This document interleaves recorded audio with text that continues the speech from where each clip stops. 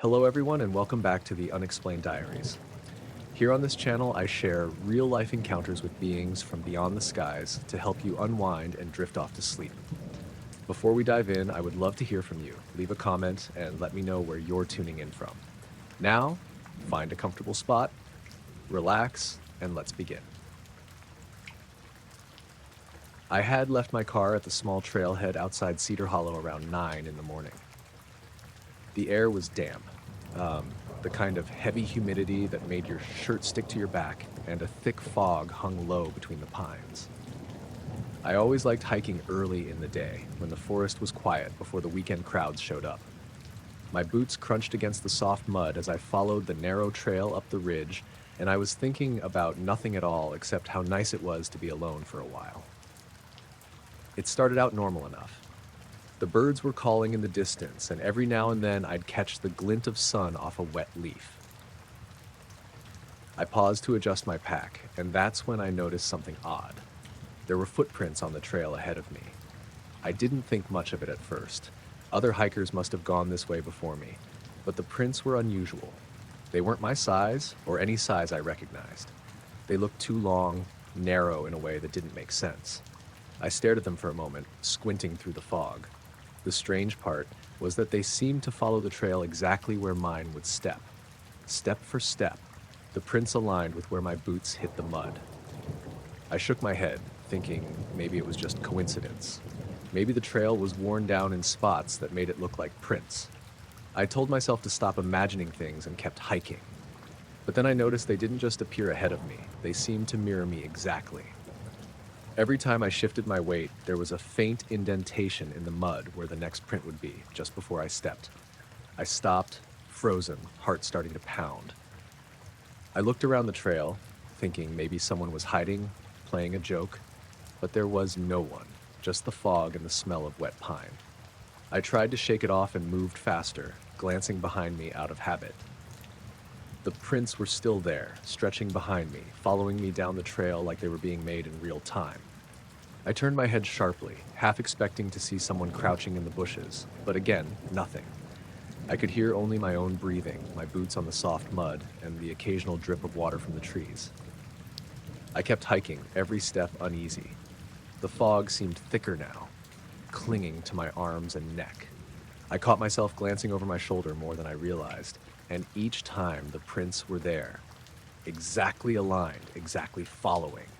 I tried to convince myself that it had to be another hiker, one who had moved strangely, maybe barefoot, though that didn't explain the way the footprints matched my steps so precisely. By the time I reached the first clearing, sweat had started to bead on my forehead. I stopped, leaned on my trekking poles, and tried to look around the clearing. The fog hung low, almost rolling along the ground in faint waves, but the clearing itself was empty. The footprints ended there. I bent down to examine them more closely. They looked real enough, pressed into the mud, dark from moisture, but there was something about them that felt wrong. They didn't really belong in this world, if that makes sense. Too precise, too deliberate. I shook my head and started heading back. Maybe I'd been imagining it, maybe the fog had played tricks with shadows and light. The trail back was quiet, the same fog wrapping around everything. But then I noticed my own footprints on the way back were there. But something wasn't right. There were no strange prints behind me. None. Only mine. That alone was enough to make my stomach tighten. I kept walking, trying not to look at the mud too closely, trying to tell myself I'd seen what I'd seen and it didn't matter. When I got to the trailhead, I froze. My boots were exactly where I had left them when I parked my car hours ago. Clean, dry, as if I'd never walked the trail at all. My car keys were in my pocket, but the feeling in my stomach tightened. My backpack, my trekking poles, even my jacket, all of it looked untouched, as if I had never moved from that spot. I checked the mud near the trailhead. No footprints leading back into the woods. None. Nothing disturbed. The trailhead itself looked exactly like it had that morning, before I had started my hike. I thought maybe someone had played a cruel trick, but the forest was isolated. No other cars were parked there. No one was around. I even called out a few times, just in case, and the fog muffled my voice before it disappeared into the trees. I drove home in a daze, half expecting the road to vanish under me. Every bump in the pavement felt unreal. The house was quiet, and I dropped my pack in the living room, ran my hands over it, over my boots, over my jacket. Everything felt normal, but the memory of those prints, the way they had mirrored me step for step, made me dizzy. I tried to eat dinner, tried to watch some TV, tried to ignore it, but I couldn't stop thinking about it. That night, I dreamed of the trail, my boots walking through the mud, and just behind me, invisible eyes or something keeping pace. I woke sweating, the sheets twisted around me. My boots were by the door, exactly where I had left them after coming home. My hands shook as I touched them. I could feel the memory of the mud of the trail still clinging to me, though physically nothing had happened. The next morning, I went back. I wanted to see the trail again to confirm that it hadn't just been a hallucination. The fog was lighter now, and the forest smelled normal, fresh. I followed the trail to the same clearing. There were no strange footprints anywhere, not a single one. The mud was smooth, as if it had never been disturbed. My own prints from the day before had vanished entirely. I tried to rationalize it. Maybe some animal had made strange impressions. Maybe it was an optical illusion. Maybe the forest had swallowed them overnight. But nothing explained how the prints had mirrored me so perfectly, or why my boots appeared to have never left the trailhead at all. I didn't go back after that. I started hiking different trails during the day where I could see everything clearly. But sometimes, late at night, I picture that fog and the trail, and those prints following me step for step. I can't explain it. I can't remember exactly when the trail ended or when I stopped being followed. I've told a few friends about it, cautiously. Most shrug it off, joke about weird dreams or exhaustion. I can't argue with them. I don't even know if I want to know what really happened. All I know is that for a few hours in that foggy forest, I was not alone. Something, or someone, kept perfect pace with me, unseen, and when it was done, it left no trace. Not in the mud, not in the trailhead, not even in my memory, except for the pieces that feel like a warning. I still hike. I still like being in the forest, but I make sure the sun is up and I'm not alone if I can help it.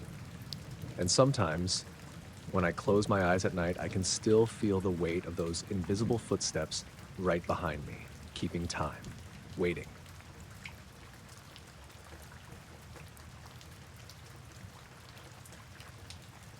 I woke to my alarm blaring at 3 a.m., which was weird enough because I always set it for 6. I reached over blindly, smacking the snooze button, and froze. There was a voice, low and almost crawling over the digital beeps. It said, "We need more time." Not my imagination. I've never heard anything like it before. The room was dark, quiet aside from the alarm and the voice. I strained to hear anything else, but the house was unnervingly still. No hum from the fridge, no creak from the floors, not even the usual wind brushing against the siding. I sat up, heart hammering, trying to convince myself it was a recording glitch or a prank. My apartment is on the second floor of an older building, so no one could have reached me without me noticing. I swung my legs over the side of the bed and peeked through the blinds. The street outside was completely empty. Normally, at least one car passes at that hour, or a neighbor shuffles to their car or driveway. Nothing. The streetlights cast harsh circles of light on the asphalt, but it was empty and silent, the kind of quiet that presses against your ears. I wrapped myself in a blanket and tried to tell myself it was a dream. The voice didn't repeat, and my alarm was now just beeping normally. I took a deep breath and checked my phone. 3:02 a.m. The clock had actually changed. I remember glancing at it before going to bed. I'm meticulous about alarms. Something had shifted the time, or I didn't want to think about it. I got up, cautious, and walked to the window. I live on a quiet street in a small suburban area just outside Portland. Usually there's distant traffic, but this night was completely mute. I kept staring, and then I noticed the first strange thing. The neighbors' houses all looked untouched, but there were shadows, too straight and tall to be natural, stretching across lawns. They didn't belong to trees or streetlights. I blinked, thinking my eyes were playing tricks. When I looked again, they were gone. I stepped back from the window, feeling that tightening in my chest. My apartment has been secure for years. Locks, alarms, everything. Nothing should have felt off. But then I noticed the second odd thing. My bathroom mirror fogged, even though I hadn't showered. Tiny droplets formed streaks, as if something had been breathing on it from the other side. I rubbed the glass. It left smudges, but when I turned, the bathroom door was closed just as I'd left it. I decided to get dressed. I wanted to check outside, maybe walk down the street, see if anyone else had noticed. I opened my front door carefully. The hallway was cold and still, no draft, no sound of anything beyond. The stairwell smelled faintly of ozone, like after a thunderstorm, even though the weather had been clear all day. I stepped outside barefoot. The pavement was wet, but there hadn't been rain. My eyes adjusted, and I noticed something I hadn't before. The lawns, the street, the parked cars. They looked subtly different, like a layer of frost, but warmer than frost should feel. When I touched a car door, the metal was lukewarm, not cold, and there were no fingerprints or scratches. It was unnervingly pristine. I started walking, taking slow steps down the street. My phone was in my hand, flashlight mode on. No one was around, and the deeper I walked, the more I noticed that sound had disappeared entirely. No birds, no wind rustling leaves, not even the distant hum of traffic. Everything was sealed in this heavy, suspended silence. I reached the end of the street near the small park and saw something that made me stop completely. In the park, the grass was flattened in a circular pattern, like a perfect landing pad. In the center, the ground was slightly scorched, not burnt, more like sterilized. I knelt, brushing my fingers over the grass. The texture was off, like it had been pressed and then reheated to the perfect shape. I swear I felt it vibrate faintly under my fingertips. Then the hum started. Not loud, but low, resonating in my chest. It rose and fell like breathing. My flashlight flickered. I looked up and saw lights hovering above the trees. 3 of them, circular, bright, but not sharp like street lamps. Soft, diffuse, moving slowly. I blinked and they shifted, positioning themselves directly over the park circle. I wanted to scream, but my throat had gone dry. I ran back toward my apartment, feeling the air pulse around me, and when I turned the corner to my street, the lights had vanished. The circle in the park remained, but the air was silent again, as if nothing had happened. I got inside and locked the door. My phone was dead when I checked it. It had been full of battery a few minutes ago. I charged it and waited for sunrise, not daring to sleep. When morning came, everything seemed normal. My alarm had reset itself to 6 a.m. like always. The park looked ordinary, no circle in the grass, no scorched earth, no strange residue. I tried talking about it to friends later. They laughed it off, blamed stress or a vivid dream. But I know what I heard, what I saw. That voice, the lights, the circle. They weren't my imagination. The weirdest part? My bed was slightly warmer than it should have been, like someone had sat there briefly. The following nights, I set my alarm for 3 a.m., but it never went off again. The street returned to its normal, quiet suburban routine, with distant cars and dog barks filling the background. But I keep noticing small oddities. Objects shifted slightly on my desk, shadows that don't match the light, a faint hum in the walls at night. Sometimes I wake up in the middle of the night, sure I heard that same voice, whispering, "We need more time." I don't know who or what was there that night. I don't know why it chose me, or why everything outside seemed paused, perfect, and silent.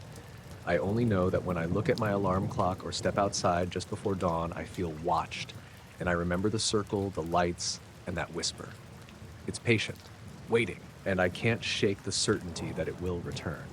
I try to live normally, but some nights I leave a window cracked just a little, the curtains loose, hoping I'll catch a glimpse of it. I haven't yet. But I still hear it sometimes, barely, in the hum of the house, reminding me that time isn't always what it seems, and that whatever it is, it's not done with me.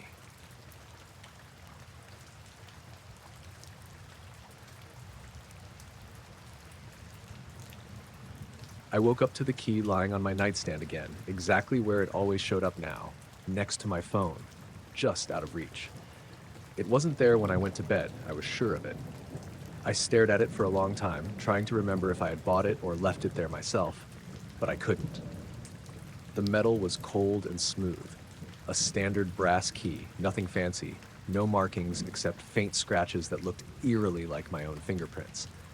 I'd never touched it before, at least not that I could remember.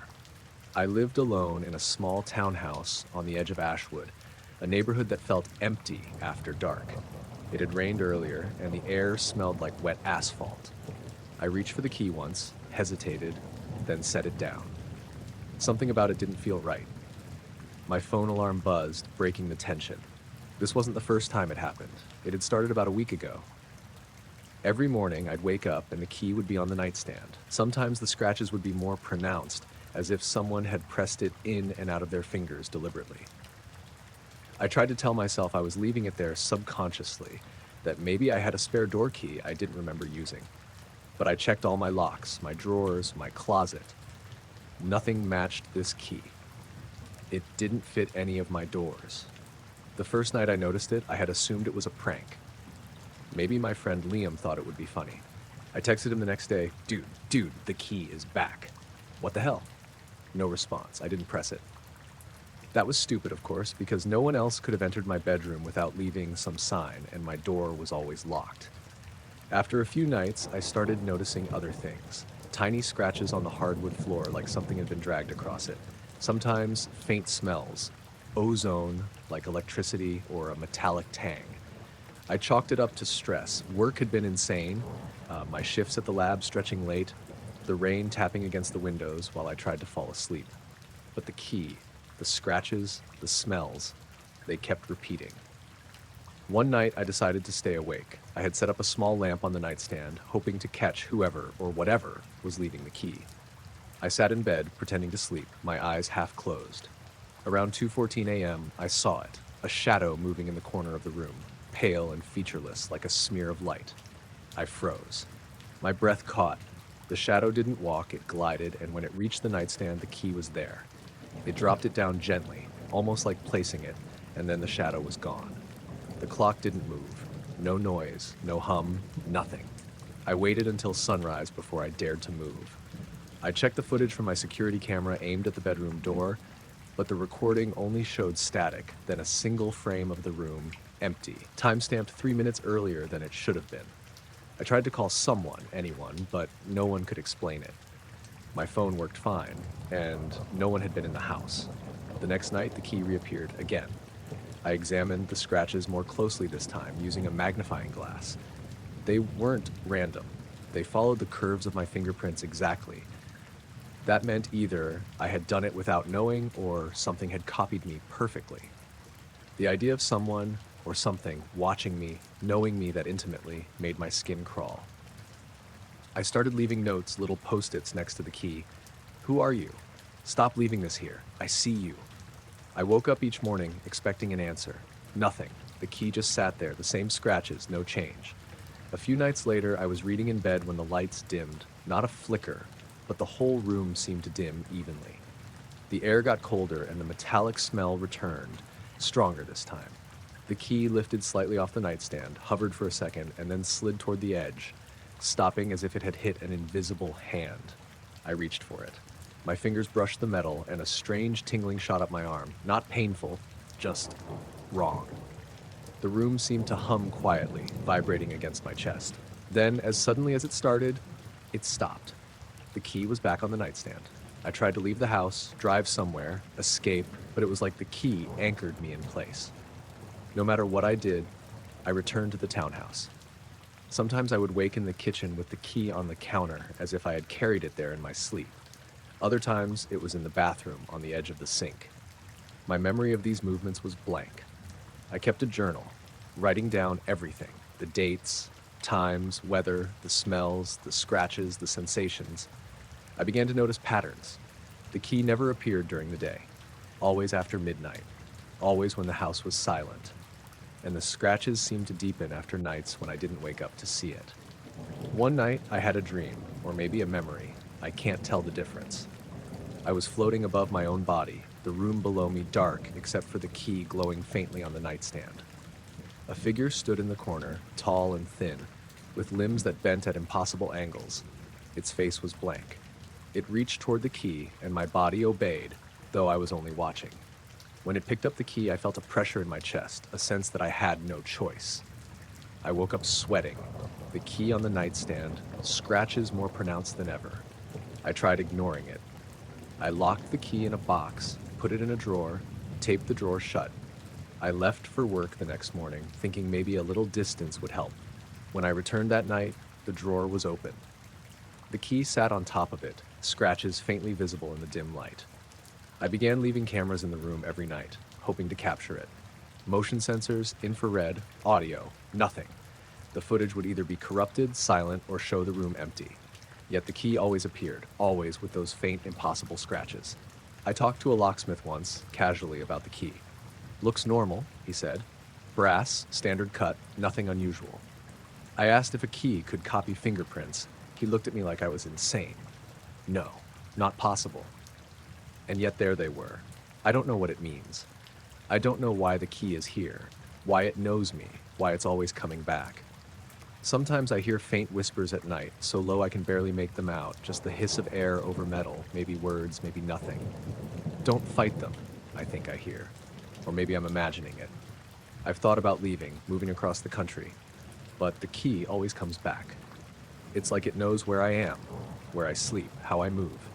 And when I wake, it's always there, resting on the nightstand, waiting, scratches perfect, untouched by human hands. So now I live with it.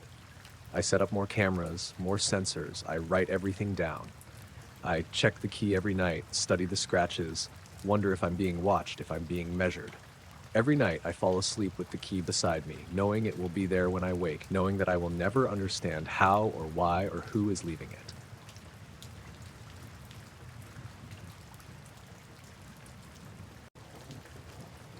I was sitting in my boat, anchored just off the shore of Crescent Bay, staring at the water under the moonlight. The air was thick with humidity, and the smell of salt and wet wood clung to everything. I'd been fishing there for years, always alone, always at night, but that night was different. Around midnight, the water went still in a way I've never seen before, like it had been frozen, and then I noticed the glow. It was beneath the surface, a pale, almost white light, spreading outward in rippling circles. At first, I thought it might be a reflection from the pier lights, but the pier was dark, no one was around.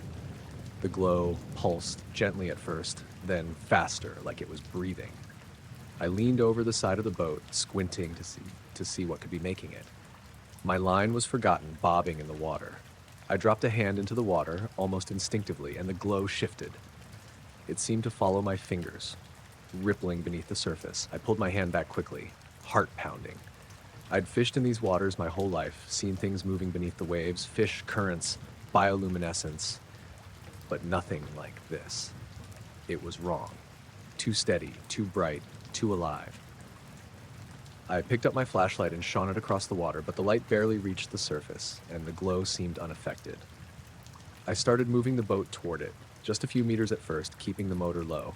That's when it got brighter than Teddy, almost burning, and my head spun with a sudden nausea.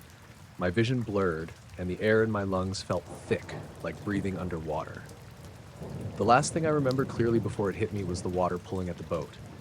Not a current, not a wave, but a gentle, insistent force. I reached for the edge to steady myself, and everything went black. I woke with a start, chest pressed against the wood of my boat. Dawn was just breaking. Mist hung low over the bay, and the water was calm. Normal. The glow was gone, the boat still in the same spot, but something felt off. I looked down at my hands and arms. They were dry. My line had drifted slightly, but there were no tracks from the motor in the sand along the shore. The boat was where I'd left it last night, but the sand didn't show any sign that I'd ever left it. I climbed out onto the shore, heart still hammering, scanning the bay. Nothing. No lights, no footprints, no signs of anyone else being there. My equipment was exactly as I had left it, the water around me quiet and normal. I tried to piece together the time. I'd been out there for hours before, right? But the sun was just coming up, and my watch showed exactly the time I had gone out the night before. Nothing in between. I walked down the beach, trying to remember. Had I fallen asleep, drifted in a current, and been returned? But my memory of the glow was too vivid for that. I could still see it beneath the water, pulsing, alive. My stomach churned, and I felt a weight pressing on my chest, like the water itself was watching me, waiting. I didn't tell anyone at first. The town was small, and people already called me crazy for fishing alone at night. I didn't need them thinking I'd lost my mind completely, but I kept noticing strange things. Small, subtle ones at first. My line tangled in ways I didn't leave it. The boat slightly shifted when I returned from errands. The sand near the shore smoothed out like nothing had touched it. The next night, I went back. I couldn't help it. Part of me needed to see if it would happen again. I anchored at the same spot, the moon thin and pale, and waited. Hours passed, nothing. Just the usual rustle of water, the occasional bird calling in the distance. I started to convince myself I had imagined it all, that last night had been some kind of stress-induced hallucination. Then the glow returned. Faint at first, near the boat, and then brighter, spreading beneath the surface. I froze, holding my breath. The water wasn't moving, but the light pulsed again, slow and deliberate. I reached for the edge, and the same nausea hit me, a spinning, pulling pressure in my chest. The boat shifted slightly, and the glow intensified, almost blinding. I wanted to turn back to grab the motor and leave, but my body refused. It was like something had its hand on my spine, keeping me anchored. I remember thinking, just don't fight it, and then everything went black again. When I woke, the sun was up. The air smelled like morning, like wet wood and sand, and the water was calm. The boat was exactly where I had left it the night before, the line still floating. My hands were dry. My watch showed only a few minutes had passed, but the sun and the sky said hours. I checked the sand along the shore. No tracks, no sign of anyone touching the boat, nothing disturbed. I got home, shaking, and slept through the day, unable to make sense of anything. Friends called to check on me, and I lied, saying I'd stayed out late, fallen asleep in the boat. They believed me, of course. They had no way of knowing. But I knew something had happened, something I couldn't explain. After that, I stopped going out at night. I tried fishing during the day, kept my boat tied up, left the glow behind. But I noticed little things that unsettled me. Tiny scratches on the deck, spots of water where none should be, and sometimes faint ripples across the bay when the wind was calm, always in the spot where the glow had appeared. Weeks passed. I tried to ignore it, convince myself that whatever it was had left. And then one evening, I went down to the shore to check the boat. The water was still, no wind, no birds. And I saw it, just a faint shimmer beneath the surface, pale and steady. I didn't move, didn't touch anything. I just stared until the sun disappeared behind the clouds, then went back home. I haven't been back out at night since. I don't plan to, but sometimes when I'm washing the boat or looking at the bay from my porch, I swear I can see a glow beneath the water, just for a second, like it's waiting. And I remember the pull, the blackout, the absence of time, and the feeling that the water isn't just water. It's something else, something alive, something aware. I can't explain it. I can't rationalize it. And I don't think I want to. I know what I saw, and I know what it did to me. The rest is a gap I can't fill. A night that never existed except for what I remember, and the faint certainty that whatever it was, it's still there, waiting under the water at Crescent Bay.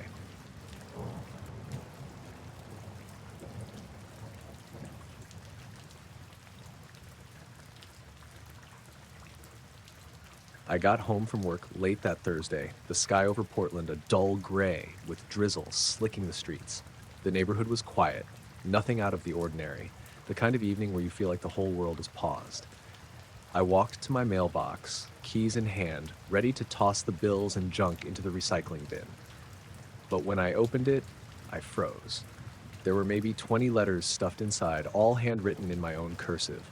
My handwriting, definitely mine. I picked one up.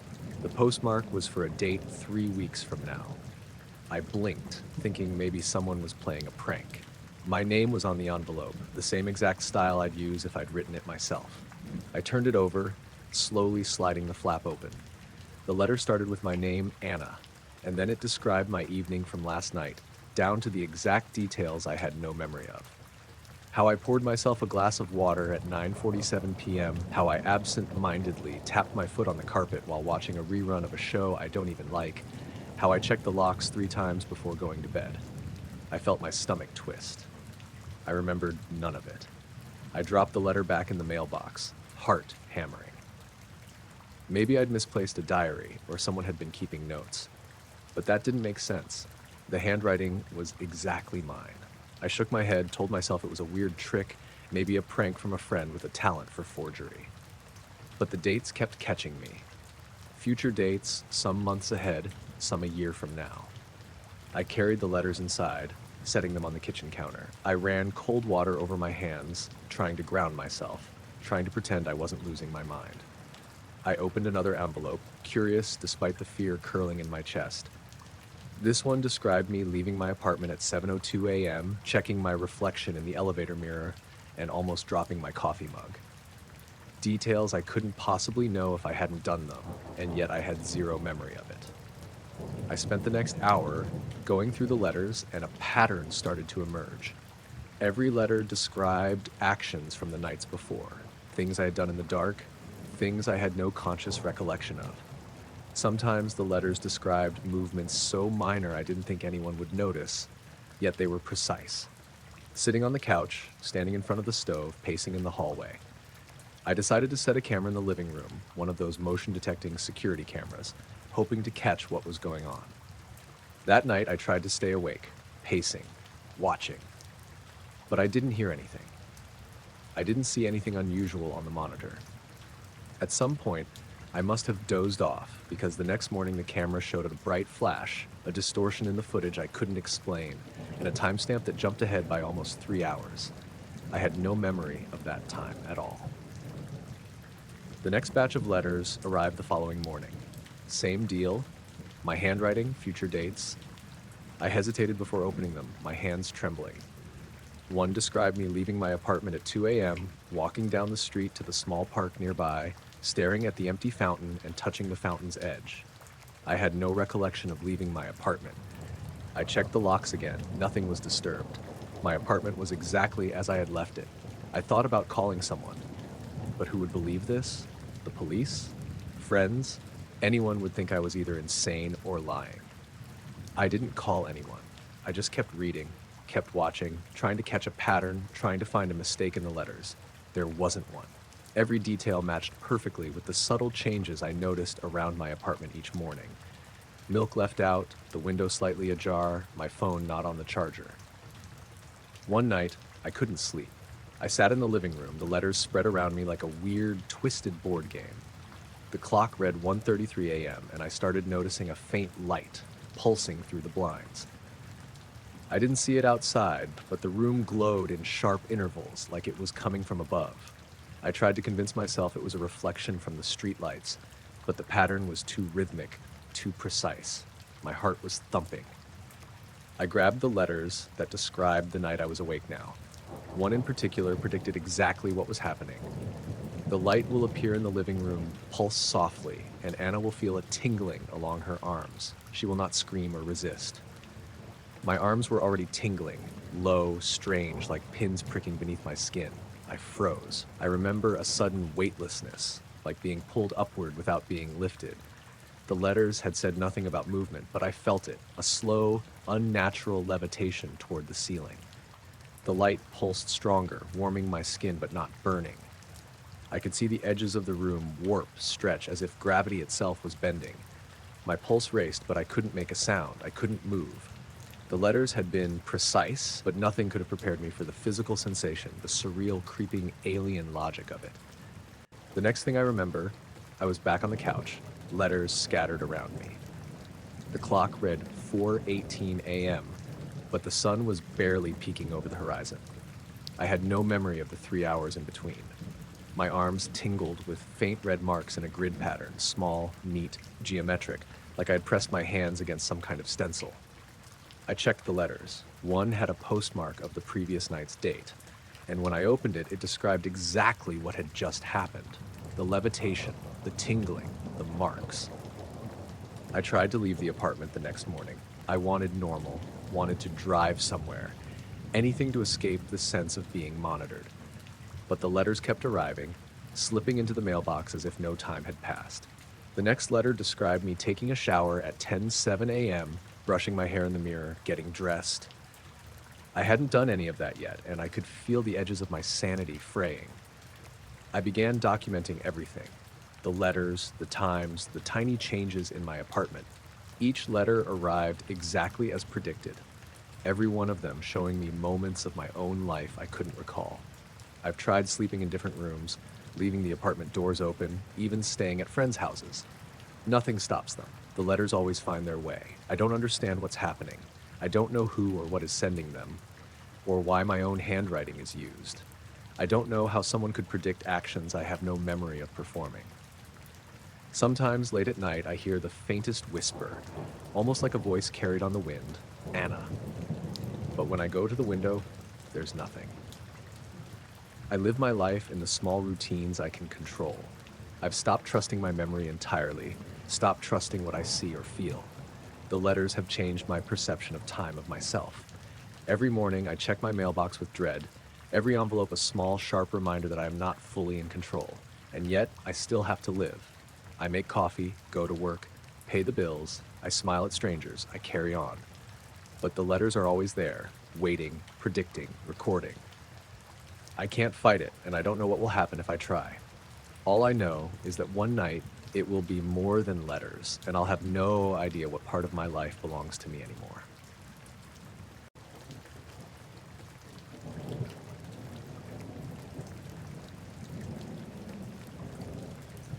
I was driving home on Route 47, the kind of narrow, two-lane road that cuts through cornfields and woods for miles. It was late, maybe 11:30, and the fog was rolling in low, hugging the asphalt and the tree line. My headlights barely pierced it, and the world outside the car felt muted, unreal. I had left work late. Traffic was gone, and the only sound was the old engine humming and the occasional rustle of something in the fields. Then I heard it, a whisper. Faint, like the wind through the leaves, but sharp enough to make me tense. "Jason," it said. I froze, gripping the wheel tighter. My name. Out here, no one else on the road, nobody within miles. I shook my head, probably my imagination. Maybe an animal brushing against the roadside trees. Then it came again, clearer. "Jason." This time I could almost pick out multiple voices, overlapping, echoing through the fog. My chest tightened. I slowed the car, squinting through the windshield. The trees were still, no movement. The corn swayed slightly, but nothing more. I put the car in park and stepped out, thinking maybe a prankster or someone walking home. The fog wrapped around me, wet on my skin, muffling every sound except that whispering. I turned slowly, scanning the tree line. Nothing. Absolutely nothing. I called out, "Hello?" My voice sounded strange in the heavy air. No reply. The whispering stopped as abruptly as it had started. I laughed nervously, trying to shake it off, and went back to the car. As soon as I shut the door, the whispering started again, but now inside the car. I nearly jumped. The voices were all around me, coming from the vents, the dash, the speakers. "Jason! Jason!" They weren't loud, more like a thread of sound pressing against my eardrums. I twisted in my seat, checking the windows, the glove box, the back seat. Empty. Nothing. I started the car again, hoping movement would break whatever was happening. As I drove slowly down the foggy road, I realized the whispers weren't following me. They were tied to the car. No matter how fast I went, the voices kept up, soft, insistent. "Jason," I tried to rationalize. Maybe a car stereo interference, a trick of the fog, some strange acoustics bouncing my own voice back at me. I mumbled my name, listened, and for a moment the voices paused, then returned, overlapping and distorted, almost pleading. It made my stomach turn. I noticed the road stretching ahead, fog rolling in thick curtains, the cornfields dark and silent. The streetlight that marked the next curve flickered and went out. I slowed even more, unease pressing in. The voices changed, a new pattern, almost like they were forming words I couldn't quite parse, syllables twisting and echoing unnaturally. I reached for my phone. No signal. Not surprising out here, but now it felt sinister. I dialed my wife, thinking if I could hear her voice, it would anchor me. The line rang once and went dead. Then, through the speaker, I heard it. Not her, not exactly, but a distorted version, whispering, "Jason." The tone was urgent, desperate, almost like a warning. I hung up, hands shaking. I pulled over, breathing hard, trying to figure out what to do. The fog seemed to thicken around the car, hugging it, pressing against the windows. I opened the door a little to look outside. The voices faded for a moment, replaced by a low hum I couldn't place, vibrating in my chest. Then I caught a glimpse of something beyond the fog, a shape, tall, thin, standing at the edge of the cornfield. I blinked, and it was gone. No movement, nothing disturbed. I started the car again, driving cautiously, headlights barely cutting through the mist. Then the whispering returned, but louder this time. urgent, overlapping my own thoughts, like the voices were inside my head as well as the car. I reached to roll down the window, hoping to let in outside air, but nothing changed. At some point, I realized I couldn't remember how long I'd been driving. The fog thickened, curling around the car, distorting the trees, the road, the sky. My sense of direction slipped. I glanced at the odometer. It had jumped miles ahead, numbers spinning before settling. I was somewhere unfamiliar, yet I knew it was the same road. Impossible. The voices started a new rhythm, a chant almost, interspersed with my name. I tried covering my ears, chanting back, anything to break the cycle. My vision felt off, like I was moving through water, the fog shifting unnaturally. Then the car jolted, like hitting a pothole, but I hadn't. The hum intensified, vibrating through the frame of the vehicle. I blinked and the fog cleared, suddenly crisp and normal. The road stretched ahead, quiet, no whispering, no hum. The cornfields were still, the air warm, summer night as it should have been. I slowed, taking in the surroundings. Nothing was out of place, yet my mind screamed that something had happened, something that couldn't be explained. I pulled into the driveway at home, breathing hard, hands gripping the wheel. Everything seemed normal. The porch light on, the car in the driveway, the house silent. I sat there a long time, trying to convince myself I had imagined the whole thing. Maybe I had dozed off, maybe the stress and fog had conjured hallucinations. But I couldn't explain the odometer, the distortion of time, the exact whispers repeating my name. I went inside, checked the locks, looked at every room. Empty, normal. I went to bed, tried to sleep. Around 2 a.m., I thought I heard a faint whisper, so soft I questioned it, coming from the corner of the room. I sat up, heart pounding, straining to hear. Nothing. The next day, I drove the same road in daylight. Nothing unusual, just fields, trees, and the regular rural stretch. I marked the area in my mind, thinking maybe I'd avoid it, hoping it was a one-time thing. But a part of me knew it wasn't random. Something had been out there, something aware. Something that could reach inside my car, my head, and call me by name. I've driven the route several times since, alone and with others, and the fog never returned, the voices never came.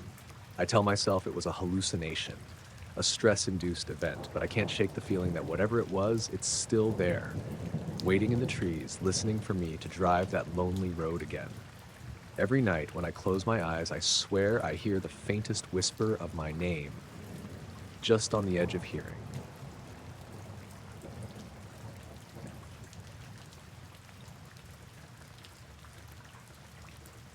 I woke up shivering, teeth clattering, my breath coming in visible puffs inside the tent.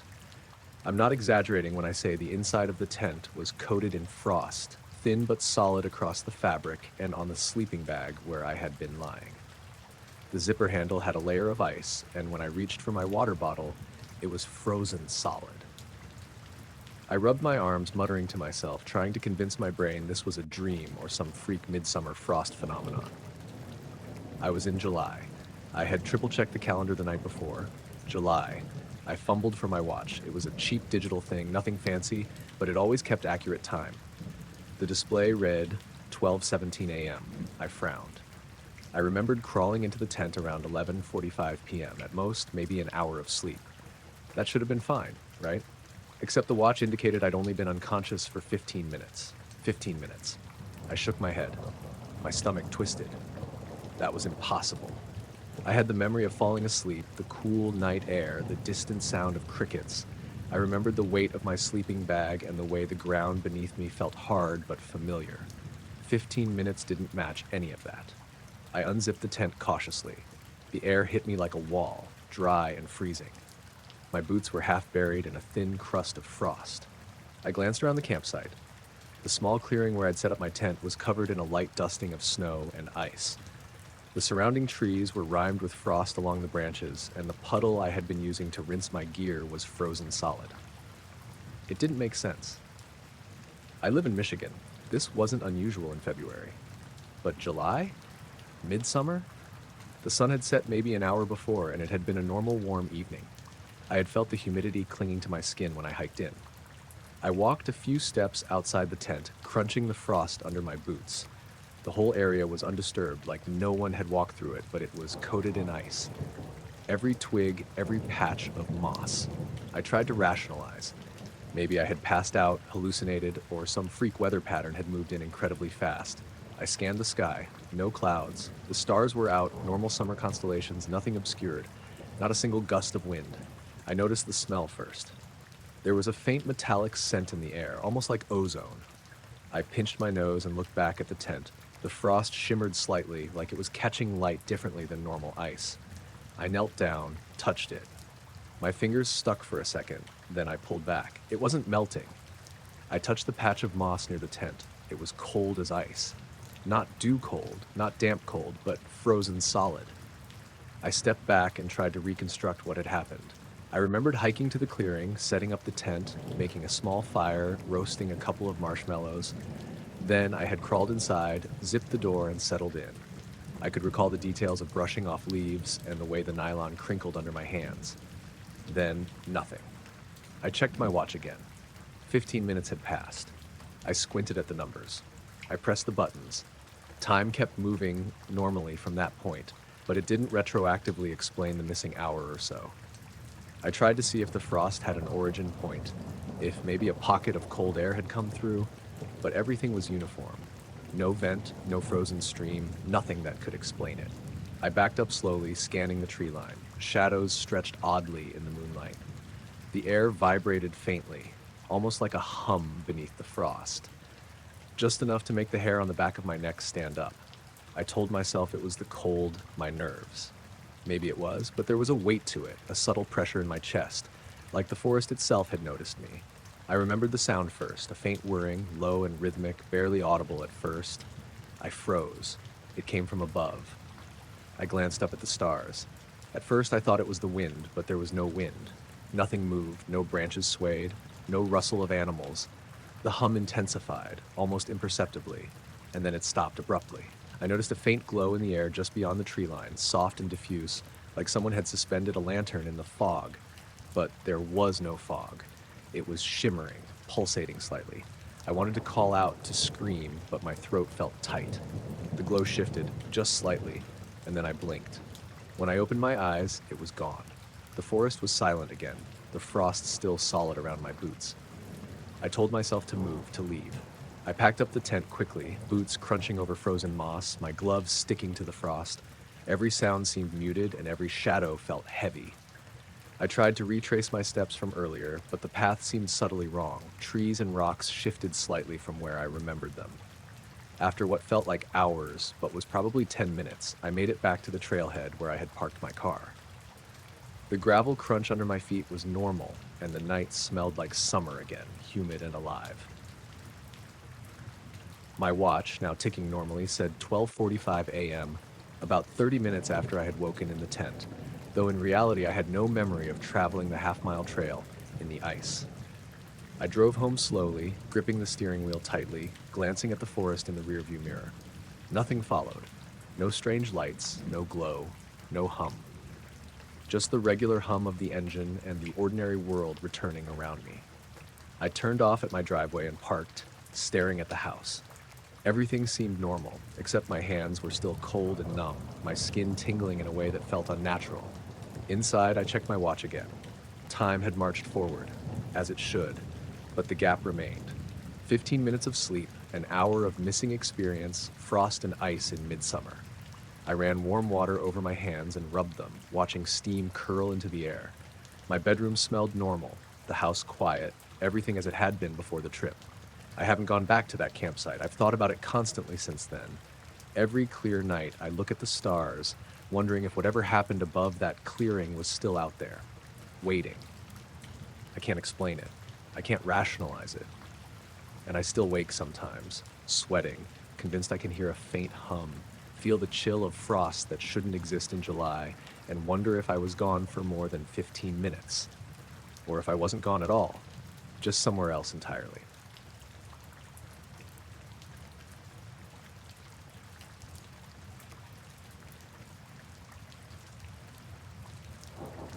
I woke up blinking into bright sunlight, my head pounding like I'd hit it on the steering wheel. The smell of wet grass and dirt filled the car. My seatbelt was still fastened, the engine off, and the windows rolled up. I didn't recognize where I was. No houses, no street signs, just a wide field with the remnants of morning fog curling along the low hills. My hands were on the wheel, keys still in the ignition, and my phone in the passenger seat. The screen said 8:13 a.m. I had no memory of leaving home. The first thing I noticed was how silent it was. Not a bird, not a dog, no distant cars. The kind of silence that presses against your ears and makes your own heartbeat feel deafening.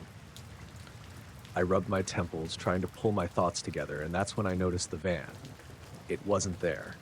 I had been seeing it for a week, the same unmarked white van following me every night. Always a little behind, like always turning the same corners I did, never flashing lights, never stopping. I thought maybe it was coincidence, maybe my paranoia after a long stretch of night shifts, but now there was no van, and that was worse. I tried calling my friend Laura just to say something, anything, and my phone rang once before a crackling voice came through. It wasn't hers. It was low, monotone, like it was speaking through layers of static. Don't move. Wait. Then the line went dead. I stared at the phone for a long time.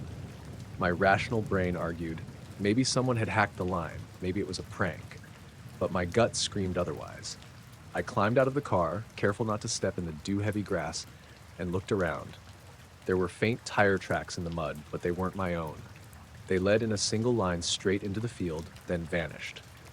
I followed them a few paces, feeling the chill of uncertainty crawl over me. The field felt wrong, like it had no depth, no real edges, just space that went on and on. I stopped, suddenly aware of a subtle humming sound. Low, almost inaudible, but vibrating through the soles of my shoes, up my legs. I stumbled back to the car, trying to get a grip on reality. My chest was tight. My mind kept snapping between logical explanations. Exhaustion, sleepwalking, stress. But every time I looked around, the fog seemed to twist differently, the edges of the hills bending slightly in ways that made no sense. That's when I noticed the scratches. On the roof of my car, faint but visible, like something had dragged across the metal while I wasn't looking. I reached up to touch them, and a jolt of static ran down my arm. The hair on my neck stood up, and for a moment I swore I saw the air above the field ripple, like heat waves on pavement, only colder, thinner, almost like a screen bending. I forced myself to take a breath. "Okay, Ethan," I said aloud. I had been alone, yes, and nothing like this had happened before. I needed to think.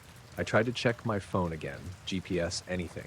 It turned on, battery nearly full, but the map showed nothing but blank space. No roads, no buildings, just field. I remembered the van, always watching, always silent. I had tried ignoring it, tried changing routes, but it had been there every night. And now, it wasn't. It had been a week, 7 nights, the van following me, but never close enough to approach. And somehow, now I was here, in this field, no memory of leaving home. I tried to retrace my route back in my head. I remembered leaving the driveway, heading west, headlights cutting through early morning fog. The rest was blank. Nothing until this. My hands tightened on the wheel. I saw a shimmer again, this time in the air above the tracks. It wasn't wind, it wasn't heat, just the space above the mud curling in a shape that didn't make sense. And then I realized the humming was louder, and I could feel it more clearly, vibrating through the car itself. I tried the door. Locked. The key in the ignition didn't work. The car refused to move. My heart sped up, chest tight. Then, a soft, almost imperceptible thud on the roof. I froze, staring. Nothing outside, nothing visible, but the sound was repeated, 3 soft taps, rhythmic, deliberate. I whispered, "Who's there?" And the taps stopped. The field remained empty. I wanted to move, to run, to drive, but the car wouldn't start. My rational mind argued sleep deprivation, but I knew better. My instincts screamed something was here, something I couldn't see. Then my phone buzzed, vibration against the seat. I picked it up and the screen flashed a photo. It was me, sitting in the driver's seat, wide-eyed, staring at the dashboard. Only, it was different. My pupils were too large, my skin slightly gray in the photo. I dropped the phone, fumbling for the door handle, but the keys still didn't turn the ignition. The air above the field shimmered again, stronger this time. I swore I saw shapes, thin, elongated, moving quickly in ways that didn't seem natural. Not quite human, not quite mechanical. My body froze, but my mind screamed to leave. The hairs on my arms stood on end. I don't know how long I sat there. Minutes? Hours? Time felt broken. Then, abruptly, the key turned. The engine roared to life. I didn't question it. I shifted into drive, my hands shaking, and drove straight, following instincts rather than memory. The field stretched endlessly, then the trees returned, then roads, then familiar landmarks. I pulled into my driveway, heart hammering. The sun was fully up, nothing seemed changed at home. Laura called later. I tried to explain, but no words fit. I still see the van. I still feel the humming sometimes at night, faint beneath the floorboards or through the walls. And I can't explain the time I don't remember, the field I can't locate on any map, or the shapes in the air above it. Some nights, I look at my car keys, still in my hand, and wonder what I did while I wasn't aware. What followed me. And if it's waiting just out there for the next time I drive home alone.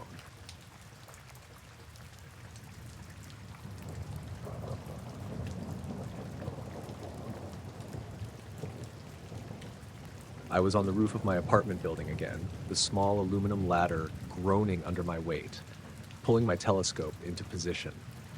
The air was thick with humidity. It had rained earlier, and the city smelled like wet asphalt and electricity. I had a ritual most nights, even when the clouds were heavy. Check Sirius, Orion, and my favorite, Cassiopeia. I liked knowing the constellations, the way they stayed the same while everything else changed. I'd been adjusting the telescope for a while, tightening the screws, squinting through the finder, when I noticed Cassiopeia didn't look right. The familiar W wasn't there, not a single star. My first thought was clouds. I blinked, rubbed my eyes, but the sky was clear above, nothing blocking the view. I scanned around. Other constellations were normal, stars blinking in their usual rhythm, but the patch where Cassiopeia should have been was blank. I reached out to adjust the focus, and that's when I saw it. The space where the stars should have been blinked out completely. Just a black rectangle in the sky, edges too clean, as if someone had cut it out with a knife. My hands shook and I laughed nervously. Maybe it was a trick of the optics, a reflection. I tapped the lens and refocused. Same thing. I remember saying aloud, "Okay, that's new." My voice sounded small in the wet, empty rooftop space. I pulled back and tried to get my bearings. The city was quiet for a Friday night. Damp air seems to swallow sound, but something felt heavier than quiet. The hairs on my arms were standing up. I had the distinct feeling I wasn't alone, though I couldn't see anyone. I leaned over the telescope again, trying to convince myself it was just a technical error. I checked my phone for the time, 1:47 a.m., and texted my friend Mira, who's more into astronomy than anyone I know. No reply, of course, not that late. I remember thinking how ridiculous it was. Mira's gonna laugh at me in the morning. I don't know how long I sat there, just watching the blacked out patch of sky. Maybe 15 minutes, maybe half an hour. The air felt wrong, like it was denser around me, vibrating faintly against my skin. And then the humming started. Barely audible at first, low in frequency, almost like a refrigerator motor far away, but definitely there. I froze. I glanced around, convinced someone had climbed up the ladder, but the roof was empty. No footprints in the puddles, nothing moved. The humming grew louder, or maybe my ears just tuned to it. It seemed to come from the black spot itself, or at least the direction my telescope was pointing. I remember dropping my hands onto the telescope tube. It was vibrating now, faintly, in rhythm with the hum. And that's when the sky blinked. Just a quick, sharp flash, and the city below seemed to shimmer. I thought I'd imagined it. My stomach tightened. The next thing I remember, I was on my back on the roof, my head resting against the cool metal of the fire escape ladder. My telescope was positioned differently, pointed straight up, rigidly, as if someone had grabbed it and set it there. I sat up, disoriented. The time on my phone was 4:03 a.m. My jaw ached from biting it. I had no memory of moving, of being awake during those hours. I looked up and my stomach dropped. The patch of sky above the telescope, where Cassiopeia should have been, was empty. Not just blank, but utterly devoid of stars. The edges weren't sharp anymore, just black, like a hole had been pressed into the universe. Other constellations were still visible, but that section of sky was impossible. I climbed down carefully, shaking, trying to rationalize everything. Maybe a rare atmospheric phenomenon? Satellite interference? My rational brain ran through possibilities, none of which fit. Back inside my apartment, I checked the timestamps on photos I'd taken earlier that night. The last one was 1:52 a.m., Cassiopeia clearly visible. The next photo was 4:05 a.m., the sky utterly black where it should have been, telescope pointed straight up. Nothing in between. My memory was a void for more than 2 hours. I tried calling Mira again. No answer. I paced around the apartment. The humming followed me, faint now, almost a vibration in the floorboards. I touched the telescope and it seemed to pulse under my fingers. Tiny, rhythmic. I thought about reporting it, posting online, even calling someone at the university's astronomy department. But how do you explain a constellation disappearing, 2 hours of missing memory, and a humming that has no source? That night and the next few, I avoided the telescope. I kept the blinds drawn, watched other stars through the window. Cassiopeia reappeared the following night, exactly where it should have been. Normal. But I knew what I'd seen. I felt it in my bones. The emptiness, the hum, the missing time.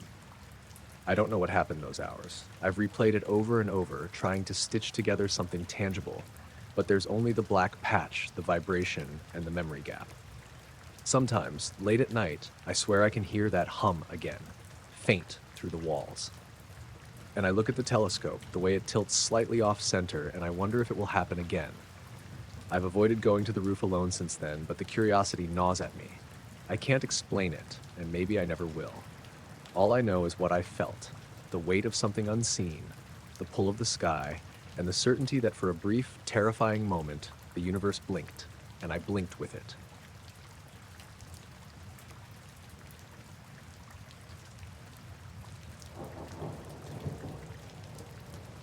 I woke to a silence that felt wrong.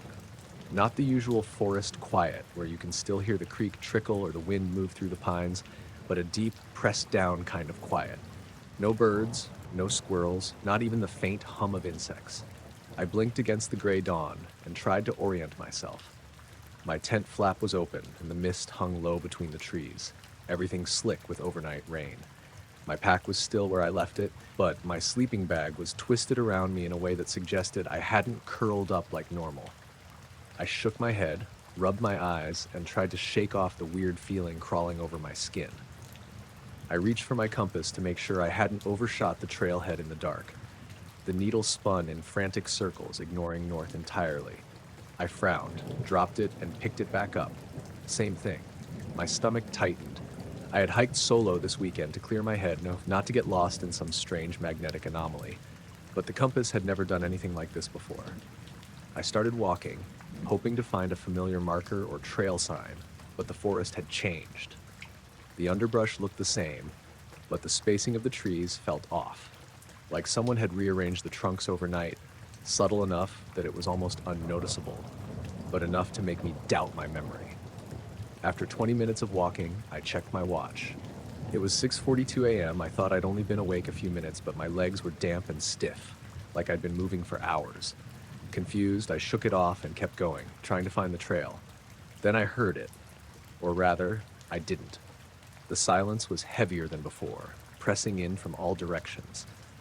Normally, even on a still morning, you hear the rustle of leaves, the chirp of a bird, or the scuttle of a small animal. Nothing. I stopped, looked around. My own breathing felt too loud. I whispered my name out loud, Ethan, and the sound seemed to vanish immediately, absorbed by the still air. I decided to turn on my phone for GPS just to make sure I wasn't going crazy. The screen flickered, then the battery icon blinked red, even though it had been fully charged last night. I shook it, pressed the buttons, and finally, a signal popped up.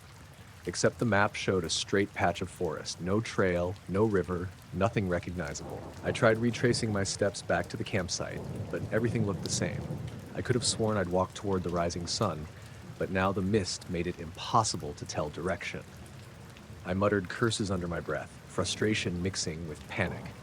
I felt like I was being watched, though I couldn't see anyone or anything. I stopped at a small clearing and leaned on my knees. The mud sucked at my boots as I tried to think. My mind felt foggy, like something was pressing against it from the inside. Then I noticed the dew on the ground around me. 3 footprints, perfectly round, spaced evenly, walking in a circle around where I'd stopped. I froze. They weren't mine. I tried to call for help, dialing the ranger station, but my phone didn't ring. Instead, I heard a low hum, faint at first, then stronger, vibrating through my chest. It wasn't mechanical. It had no source, just there, everywhere. I wanted to run, but my legs felt like lead. The next thing I knew, the hum stopped. My compass lay on the ground, needles still spinning. I picked it up again. This time it pointed steadily north, but when I looked around, nothing matched what I remembered of the trail. I took a deep breath and tried walking anyway, hoping to find the path. After what felt like a few minutes, I came to a familiar tree, a twisted oak I'd used as a landmark last year. Relief hit me, and I started following the trail markers I remembered. But then I checked my watch again. It was 9:56 a.m. I couldn't explain it. I had no memory of walking for 3 hours, yet my legs were sore and my clothes were soaked with dew. I stopped at a bend and leaned against a tree, trying to piece it together. Everything looked normal now, the way the light hit the ferns, the sound of a distant creek, but something was off. My pack had shifted, straps twisted in ways I couldn't have done myself. My compass was back to normal, but my sense of direction felt wrong, like my instincts had been reset. I started jogging, heading toward the trailhead, desperate for something familiar. Birds had returned now, cautious at first, then louder as I moved. The wind picked up slightly, rustling leaves like nothing had happened. I kept expecting the hum, the spinning compass, something to snap me back into that other state, but nothing came. When I finally broke through the last stand of pines, the parking lot came into view. My car was there, untouched, and the engine started on the first try. I leaned back in the seat, trying to make sense of it.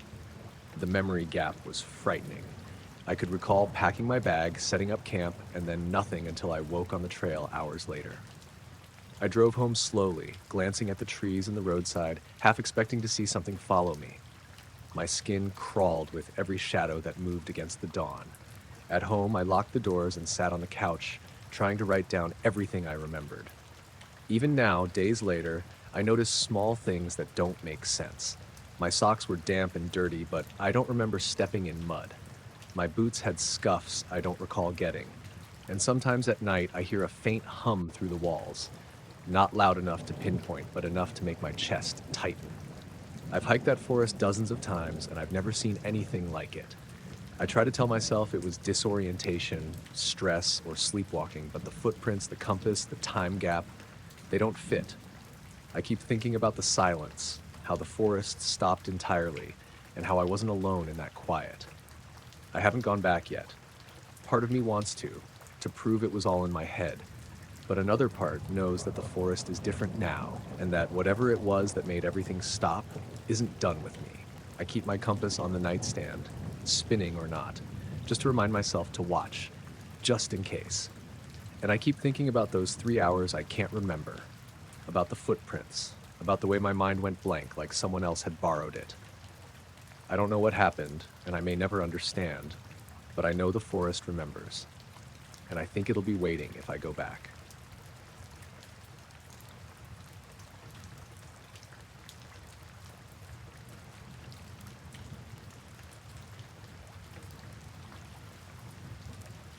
I woke up on the porch just as the first hints of dawn were bleeding over the pines. The air was cool, damp with last night's rain, and the smell of wet earth mixed with cedar hit me all at once. I sat up slowly, head pounding and stomach turning, trying to remember how I got there.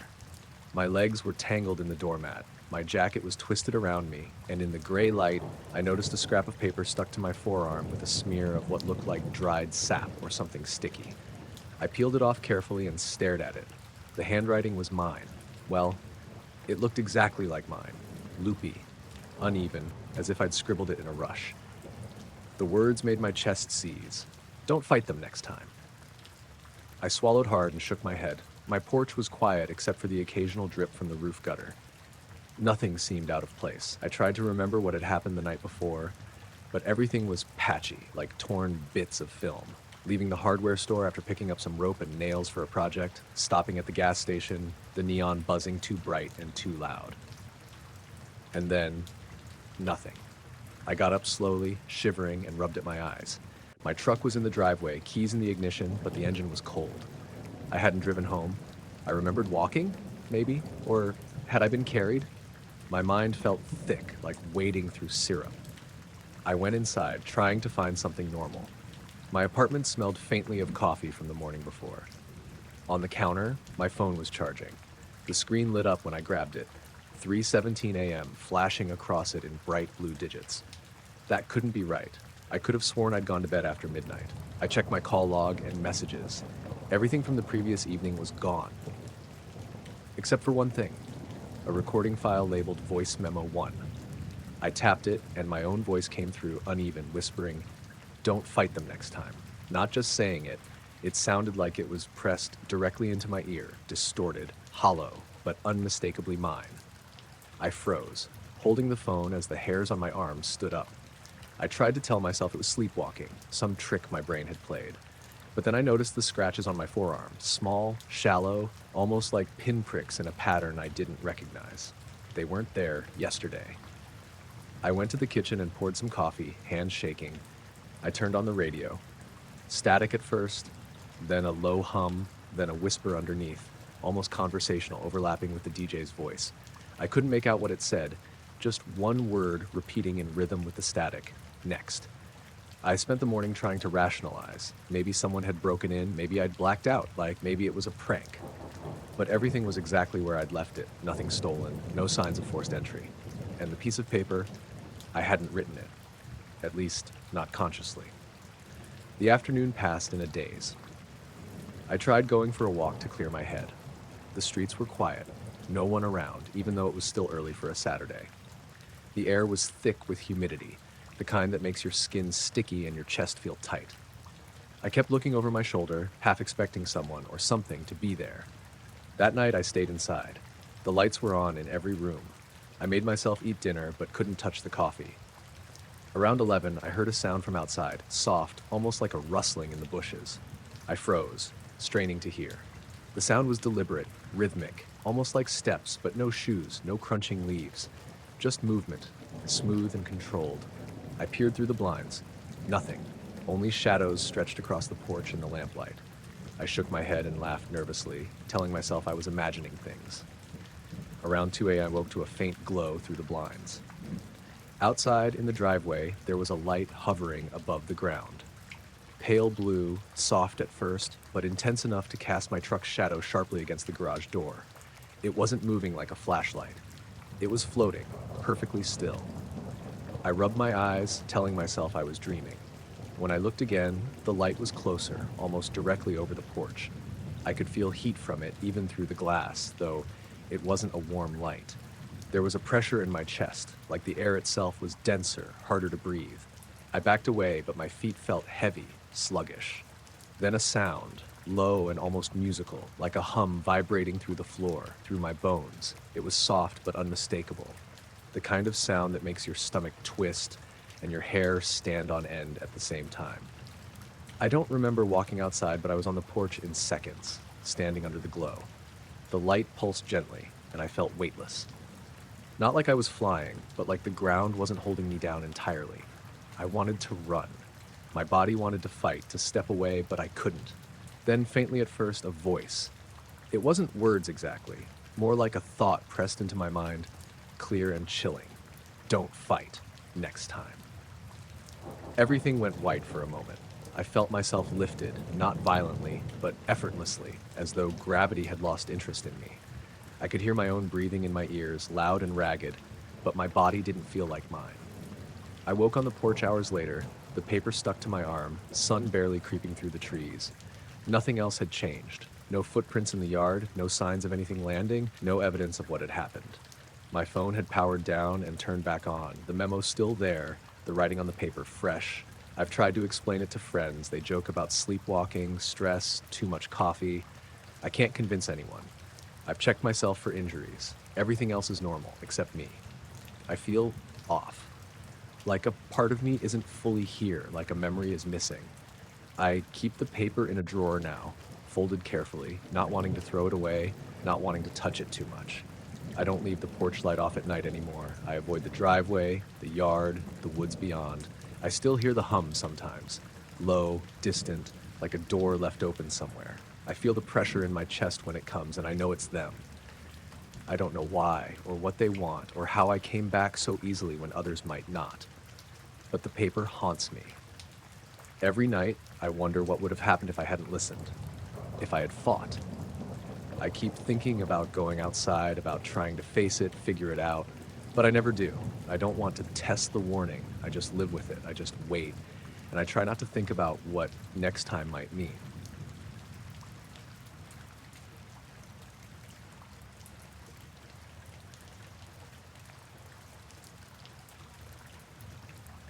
I was brushing my teeth when I first noticed it.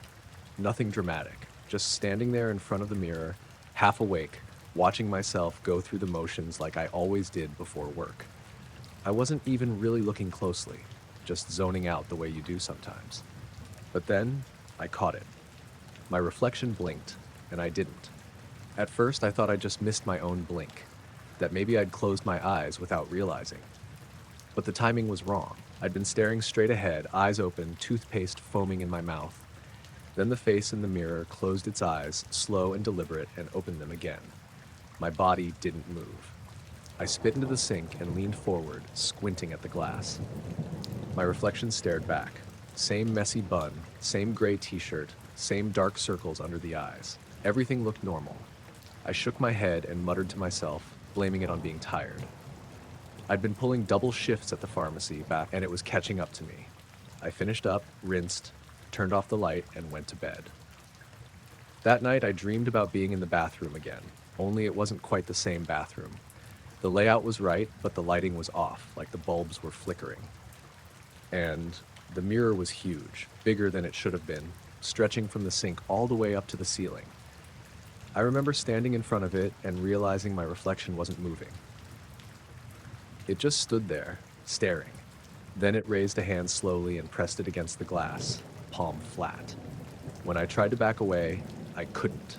My feet wouldn't move. I woke up sweaty and tangled in my sheets, my chest heaving. The next morning, I avoided looking at the mirror for a while. I washed my face at the kitchen sink and did my makeup with my phone camera. I laughed at myself for being ridiculous, but still, I couldn't bring myself to go back in there until I absolutely had to. When I finally did, nothing happened. Everything was fine. I figured it really had just been my brain playing tricks on me. But later that week, it happened again. I was flossing this time, not even looking directly into the mirror, when I caught movement out of the corner of my eye. I stopped and stared straight ahead. My reflection's mouth was moving a fraction of a second behind mine, just barely delayed. It was subtle. So subtle I thought maybe I was imagining it, but the more I watched, the more certain I became. I dropped the floss and turned away, heart pounding. The weirdest part came the next night. I'd gone to bed late, scrolling on my phone until I couldn't keep my eyes open. Sometime in the middle of the night, I woke up and realized the bathroom light was on. That made no sense, because I always shut it off. Always. I got up, patted across the carpet, and peeked in. The light was blazing, the mirror catching the glow. And there were smudges on it. Handprints. Dozens of them, like someone had pressed their palms and fingers against the inside of the glass. I froze in the doorway. My first thought was that someone had broken in, but the prints weren't on the outside. They were behind the glass somehow, trapped in there. They were streaked and uneven, like whoever left them had been pushing hard. I shut the door and backed into the bedroom, my heart racing so loud I thought I'd wake the whole block. I grabbed my phone and nearly called the police, but what was I supposed to say? That my mirror was haunted? That my reflection was out of sync? Instead, I sat on the edge of the bed and waited until the sun came up. When I finally worked up the courage to check again, the prints were gone. The mirror looked spotless. I started avoiding the bathroom altogether after that. I showered at the gym, used the restroom at work, and brushed my teeth over the kitchen sink again. But you can't avoid your own house forever. One night, I came home late and really had to use the bathroom. I told myself I'd just go in, do what I needed to do, and get out without looking at the mirror. I kept my head down the whole time. As I was leaving, though, something caught my eye. Not the reflection, the mirror itself. It looked deeper than it should have been. Like, instead of bouncing my image back at me, it was showing a space, a room, maybe. I don't know how to describe it. I could almost see movement in there, shapes shifting just out of view. I slammed the door shut and didn't open it again for 2 days. When I finally did, everything was normal again. Too normal. No smudges, no flicker, no sense of depth. I stared at myself for a long time, waiting for something to happen. And then it did. My reflection smiled. I wasn't smiling. My face was blank, lips pressed together. But in the mirror, my mouth curled upward slowly, teeth showing. I stumbled backward, my heel catching on the bath mat. I didn't even turn off the light. I just bolted. That night, I slept in the living room with every lamp on. The next morning, I went into the bathroom and found water pooled on the floor under the sink. The pipes weren't leaking. The faucet wasn't dripping. It looked like the water had come from the mirror itself, running down the glass and dripping onto the tile. I cleaned it up with a towel, hands shaking. I couldn't explain it. I didn't even want to try. Since then, it hasn't stopped completely, but it hasn't escalated either. Sometimes the reflection is fine, sometimes it lags. Sometimes I wake up to find the light on when I know I turned it off. I don't know what's worse, when something happens or when nothing does. I don't use that mirror anymore unless I absolutely have to. I keep the door shut, and some nights I even shove a chair against it, like that would make a difference. But even now, when I walk past the hallway, I swear I catch glimpses of movement through the crack under the door, like someone pacing inside.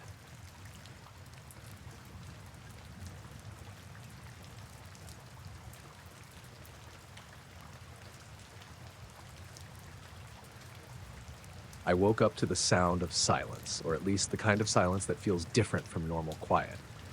It wasn't the absence of noise exactly. It was a pressure, like the house had been pressed into some thick, still air.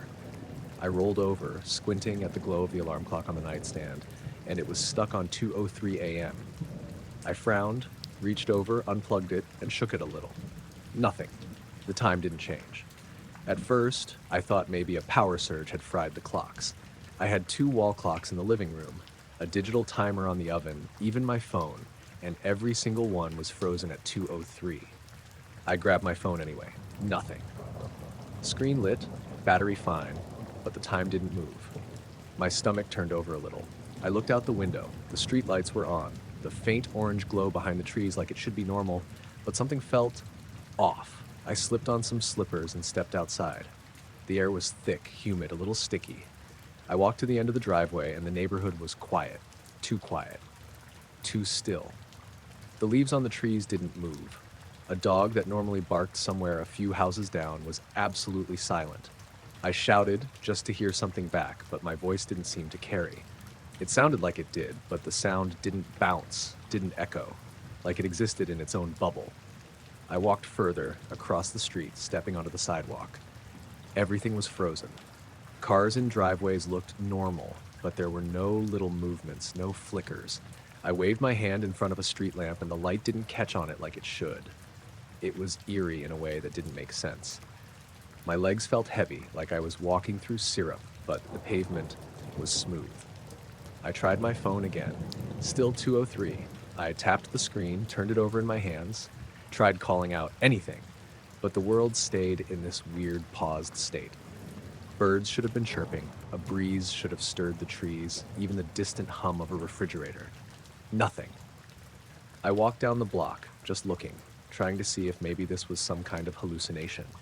The moon was visible behind thin clouds, and for a second I thought I saw a faint shimmer on the horizon, like heat waves bending the air, but it didn't make sense for a summer night like this. I rubbed my eyes, blinked, and it didn't go away. Then I noticed the shadows. Everything had shadows like it should, but they didn't change with me moving. My own shadow stretched along the sidewalk, but the moment I moved, it didn't shift like normal. It stayed put, anchored to the pavement. I felt a cold prickling in my neck, like someone or something was watching from just beyond my field of vision. I turned quickly. Nothing. I walked a little further down the street, reaching the corner where the woods began behind the houses. I had no reason to go there, but my legs moved without thought. The air there was thicker, colder. I could see the tree line clearly, though normally it would be darker. The shimmer from before was stronger now, a faint glow, almost white, hovering behind the trees. It didn't pulse, didn't move like a firefly. It just hovered. I blinked, trying to focus. And when I opened my eyes again, everything had moved. The streetlights flickered, the leaves rustled, a car down the street hummed past. I checked my watch. 5:04 a.m., 3 hours gone. I had no memory of walking, no memory of anything between stepping outside and that moment. I stumbled back home, heart hammering, mind spinning. Everything inside looked exactly as I had left it. The clocks running normally again. The alarm clock ticked over to 2:04, but my phone was correct. I checked the bedroom, the living room, even the kitchen. No signs of anything unusual. No footprints in the grass from where I walked, nothing disturbed. For the next few days, I couldn't shake it.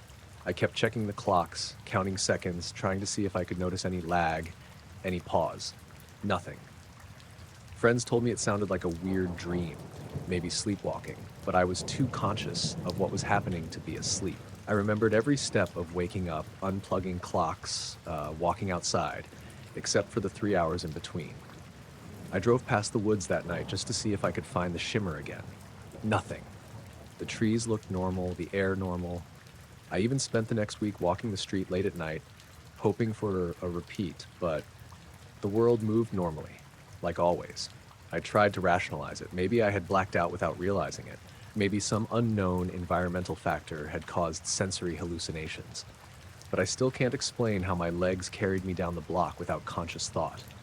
How the world appeared paused, how shadows refused to move. I sleep with the blinds closed now, and I avoid stepping outside at night if I can help it. I've driven past the woods in daylight, and even then, there's a nagging sense of the shimmer, like it's always there just beyond perception. My clocks have never stopped again. My life has continued as normal, but I feel like a part of time stayed behind that night, in that frozen 3 hours, waiting for me to remember it. I don't know if it was alien or some strange phenomenon of the earth I can't comprehend, but I remember it. I remember the pause. I remember stepping into a world that wasn't mine and coming back 3 hours later with nothing to show for it. And sometimes, when I glance at a clock late at night, I feel a tick in the back of my mind, a faint memory of a time that stopped, and I can't tell whether it's real or if I just imagined it. But I know I felt it. The 3 hours are gone, and yet they're not.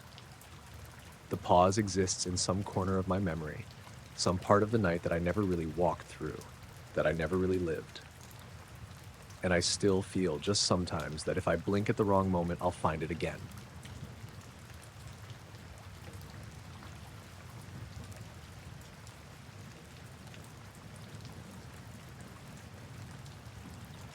I had set up camp in a small clearing off the ridge, my tent nestled between two pines and overlooking the valley below. It was late July, and the air was warm but dry, the kind of heat that makes the dark feel heavy and close. I was alone, just me, my pack, and the faint rustle of leaves. I'd hiked this trail plenty of times before, but the solitude that night felt different, more intense, like the forest was holding its breath with me. I'd finished cooking dinner, eaten quietly, and settled into my tent with a book. Around 10, I noticed the hum. At first, I thought it was distant traffic, maybe the hum of a generator from some unseen cabin. But the ridge was remote, no road, no power lines. The sound was low and steady, vibrating somewhere beneath my ribs. It didn't come from the trees or the valley, it seemed to come from the sky itself. I zipped up the tent and listened. The hum stayed. I tried to shake it off, telling myself I was tired and that maybe it was my own heart or some odd resonance in the rocks. I fell asleep eventually, or at least I thought I did. I woke to light hitting the tent, soft but clear, like dawn. But there was no morning chill, just the same heavy warmth of the night. The first thing I noticed was silence. The hum was gone. Birds weren't singing, the leaves weren't moving. Even the air felt heavier than it should have been. My watch read 4:58 a.m., which didn't make sense. I'd only fallen asleep around 10, and there was no way I'd slept 8 hours in one stretch. I remembered closing the tent, hearing the hum, lying there. I unzipped the flap and everything looked the same, yet wrong. The clearing was identical, the same arrangement of stones and pine needles, but my tent was different. It was packed neatly, the stakes pulled tight, the rainfly tucked inside as if someone else had done it for me. My backpack was closed, shoes lined up perfectly outside. I didn't remember moving, didn't remember packing anything. My stomach tightened. I stepped out, heart hammering. The forest was still quiet. Not a rustle, not a bird, not even the soft whisper of wind. I checked the perimeter of the clearing, but there were no footprints, no signs of another person, just the soft impression of my own boots from the evening. My compass was spinning. Every direction pointed somewhere new, no north, no south, just rotation, dizzying and disorienting. I tried to recall the night. I remembered the hum, the warmth, the slight fear I'd pushed aside. Nothing after that. No sound of sleep, no dreams, no moments passing. It was like a gap had been carved out of time. I called my name, unsure why. My voice sounded normal at first, then warped, stretched almost like it was underwater, bouncing back at me distorted. The hairs on my arms stood up. I packed my tent slowly, forcing my hands to do what they remembered, not what my mind recalled. The forest still didn't wake. The sun, though rising, didn't cast shadows properly. It just seemed bright, washing over everything like a misted lens. I hiked down the ridge, avoiding the small paths where I thought someone or something might have left a trace. There was nothing. No signs of passage, no disturbance. It was as if I'd been plucked out of reality and put back where I belonged without leaving a mark. I reached my car hours later. My phone buzzed. Messages from friends, normal mundane stuff. I checked the photos I'd taken before dark. All of them were there. The ridge, the valley, the trees. But there was one image I didn't remember taking. It was of my tent from above, perfectly centered in the clearing, like someone had hovered a camera high above it. The timestamp was 2:30 in the morning. I didn't remember leaving the tent. I didn't remember taking the picture. I drove back slowly, glancing in the rearview mirror as if expecting to see something trailing. Nothing. The hum didn't return, not on the road, not in the car, not once I was home. My apartment was normal, but I couldn't shake the memory of the warmth, the silence, the ordered tent, or the spinning compass. I tried to research similar experiences. Missing time, alien abduction, time lapses in the forest.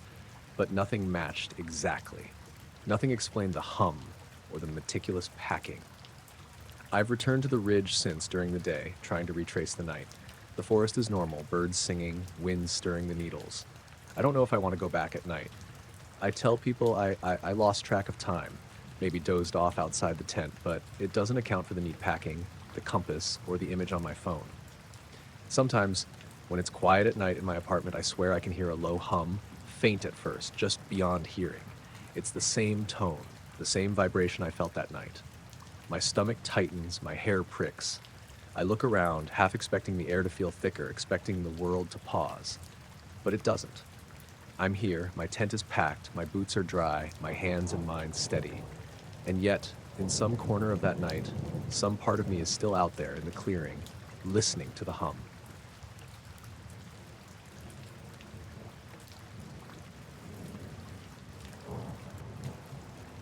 I was brushing my teeth around 11:30 p.m., just a normal Tuesday, thinking about bills and work emails when I noticed something off.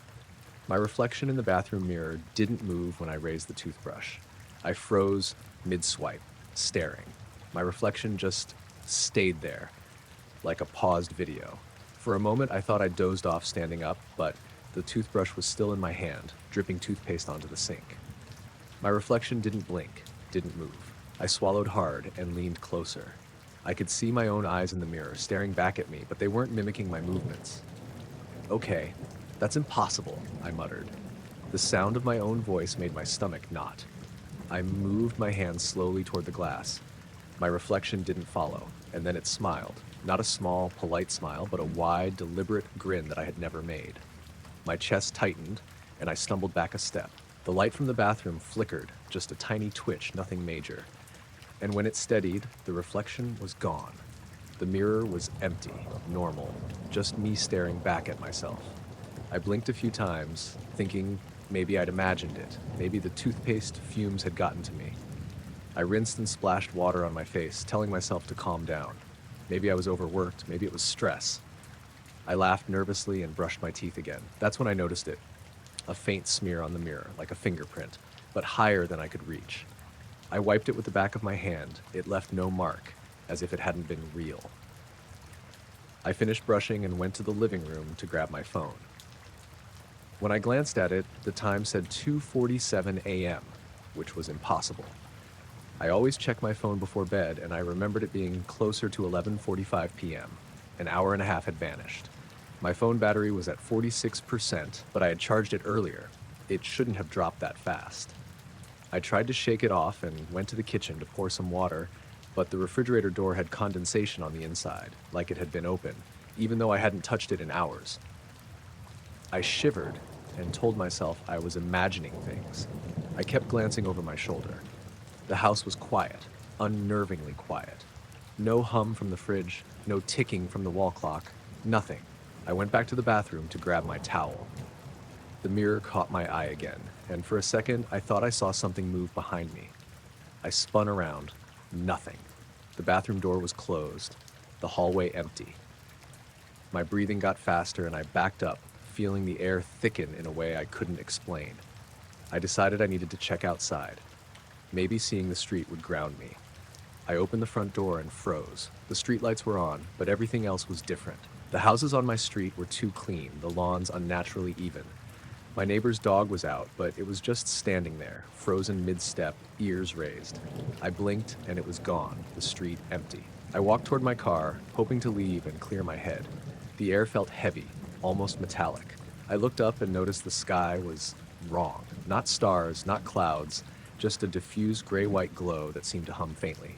I swear I could feel it pressing down on me, making my ears pop.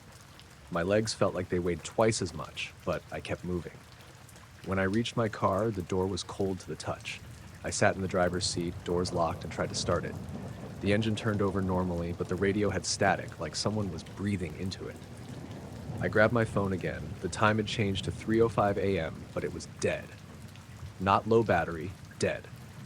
I shook it. Nothing. Then I noticed the back seat. There was a scrap of paper, folded. I didn't remember putting it there. I unfolded it. In my own handwriting, shaky and rushed, it said, "Don't fight them next time." My hands shook and I dropped the paper. I checked the back seat. Empty. My apartment keys were on the dashboard, my wallet on the passenger seat, everything normal, but that note had to have been there. And the handwriting, it was mine, but I hadn't written it. I sat there for a long time trying to piece together what had happened. The hum in the air got louder, almost pulsating. I felt the car vibrate slightly under me. The light outside intensified, not from streetlights, but from the sky itself. My vision blurred at the edges. I tried to look away, but I felt pulled toward it, my body resisting. Then nothing. Silence. My car door was open. I was sitting on my porch. The sun was coming up and everything looked normal again. I had keys in my pocket, the note nowhere to be found. My car was in the driveway, just like always. No strange sky, no hum, no shift in the street. I checked my phone. It was 7:16 a.m. and fully charged. I tried to call my boss. Everything was fine. I had no idea how I got home, no memory of leaving the car or the street. But my hands still shook. For the next few days, I kept noticing small things. Objects shifted slightly in my apartment. The bathroom mirror sometimes fogged with patterns I didn't create. A faint hum would echo through the house at night. My reflection, I swear sometimes it doesn't line up perfectly when I move. I've avoided the bathroom late at night since then, but sometimes I can't help myself. I'll glance at the mirror, and for a fraction of a second, it feels like something else is standing there, smiling, waiting. I don't know who or what was in my bathroom that night. I don't know why it left a note, why the time disappeared, why the hum felt like it was pulling me. But I know that something was watching me, testing me, and somehow it had control over what I remembered. Life went on. Work, bills, small routines, but I still wake sometimes, in the middle of the night, and check the mirror, just in case it wants to smile at me again. I've learned to accept that I might never understand. Some nights, I can hear a soft hum in the distance, or I catch the corner of my reflection doing something I didn't. And every time my heart starts pounding because I remember the note, "Don't fight them next time." I've followed the rule so far. I keep my movements slow, my hands open, my eyes forward, because whatever it is, I don't want to test it again.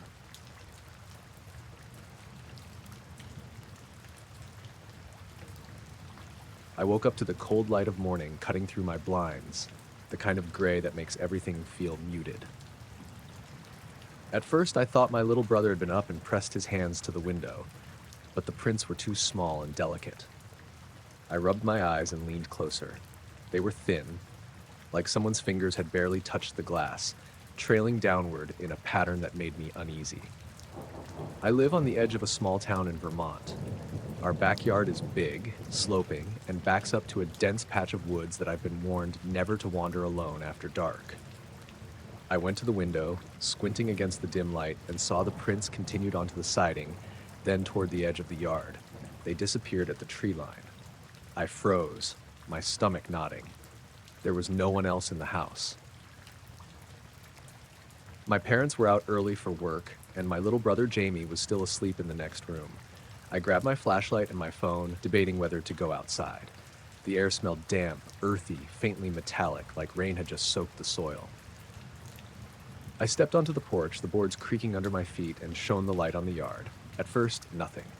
Just wet grass and shadows of trees stretching long and thin. Then I saw them. Tiny depressions in the soil, faint but there. Footprints. Small, narrow, impossibly straight lines heading into the woods. My hand shook on the flashlight. My brain tried to rationalize a stray animal, someone playing a prank.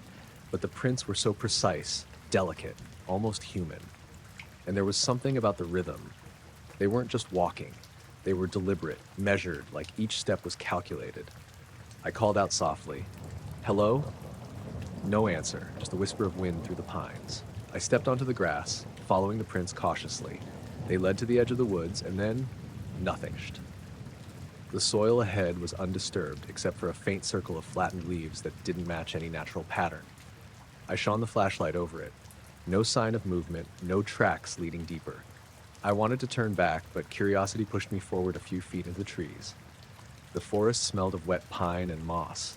My flashlight caught glimmers of spider webs, wet leaves, and the occasional fallen branch. Then something made me stop. A sound, soft, high-pitched, like a vibration in the air, almost humming. I couldn't tell if it was coming from the trees or inside my head. I spun around. Nothing. I took a deep breath, trying to calm myself. The prints hadn't reappeared, but the circle of flattened leaves seemed wrong. It looked pressed from the inside out, as if someone had knelt there carefully. I shined my light around, and for a moment I thought I saw movement.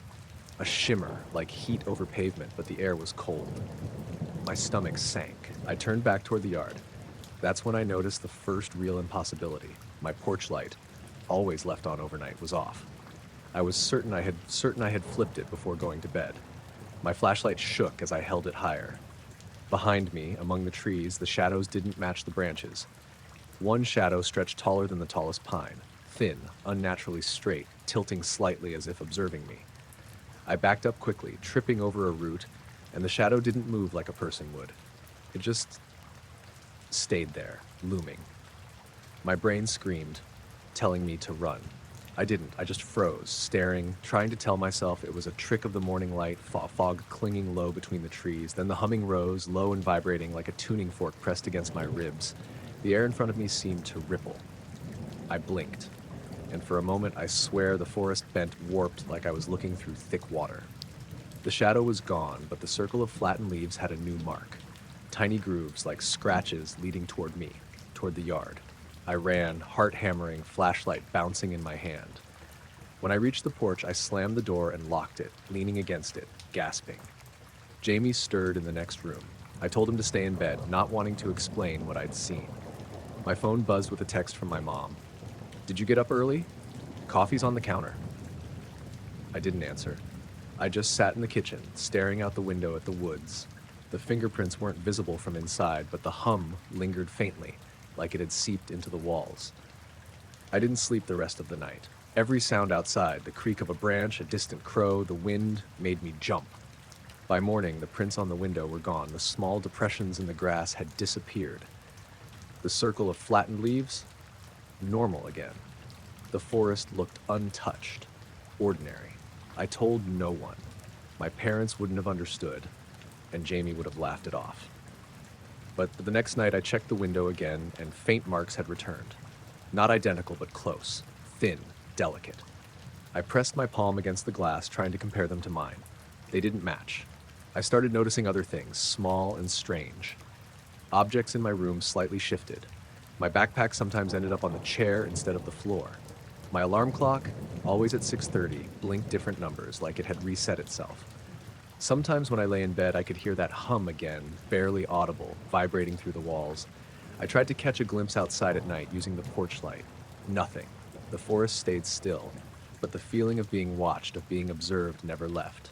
Sometimes I thought I saw flashes, white, smooth, fast, moving between the trees. No shape, no sound, just a flicker. One evening, I followed the prints again. They appeared starting from the window, leading into the yard, then toward the forest. I hesitated at the edge, thinking back to the shimmer, the hum, the impossible shadow. My legs felt heavy, my chest tight. I wanted to run, to stop noticing, but I needed to understand. I stepped forward a few feet, and nothing. The forest was normal, but when I turned back, the footprints were gone, and on the porch, etched into the wooden railing, were tiny scratches, like someone had leaned on it from the outside. I haven't gone back into the woods at night since. I keep a flashlight by my bed and check the window before sleeping. The fingerprints reappear every few nights, always small, thin, deliberate. The hum comes and goes. Sometimes I catch glimpses of movement among the trees, or a flicker of light so fast it disappears if I blink. I don't know who or what it is. I don't know why it's interested in me. But I feel it, watching, waiting, patient. And every time I look out that window, I remember the prints leading into the woods and vanishing halfway through the trees. I live with the question now. Every day, when it comes back, will it be just footprints, or will it want more?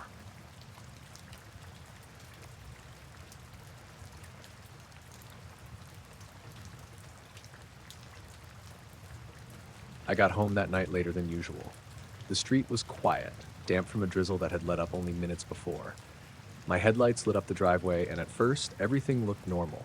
I stepped inside, dropped my bag on the hall table, and froze. The living room was off. Not totally wrong, but subtle enough to make me pause. The armchair that usually angled toward the TV was shifted toward the window. My coffee table wasn't quite centered anymore, and the faintest smell of something burnt lingered in the air, like someone had microwaved food and then left it smoldering.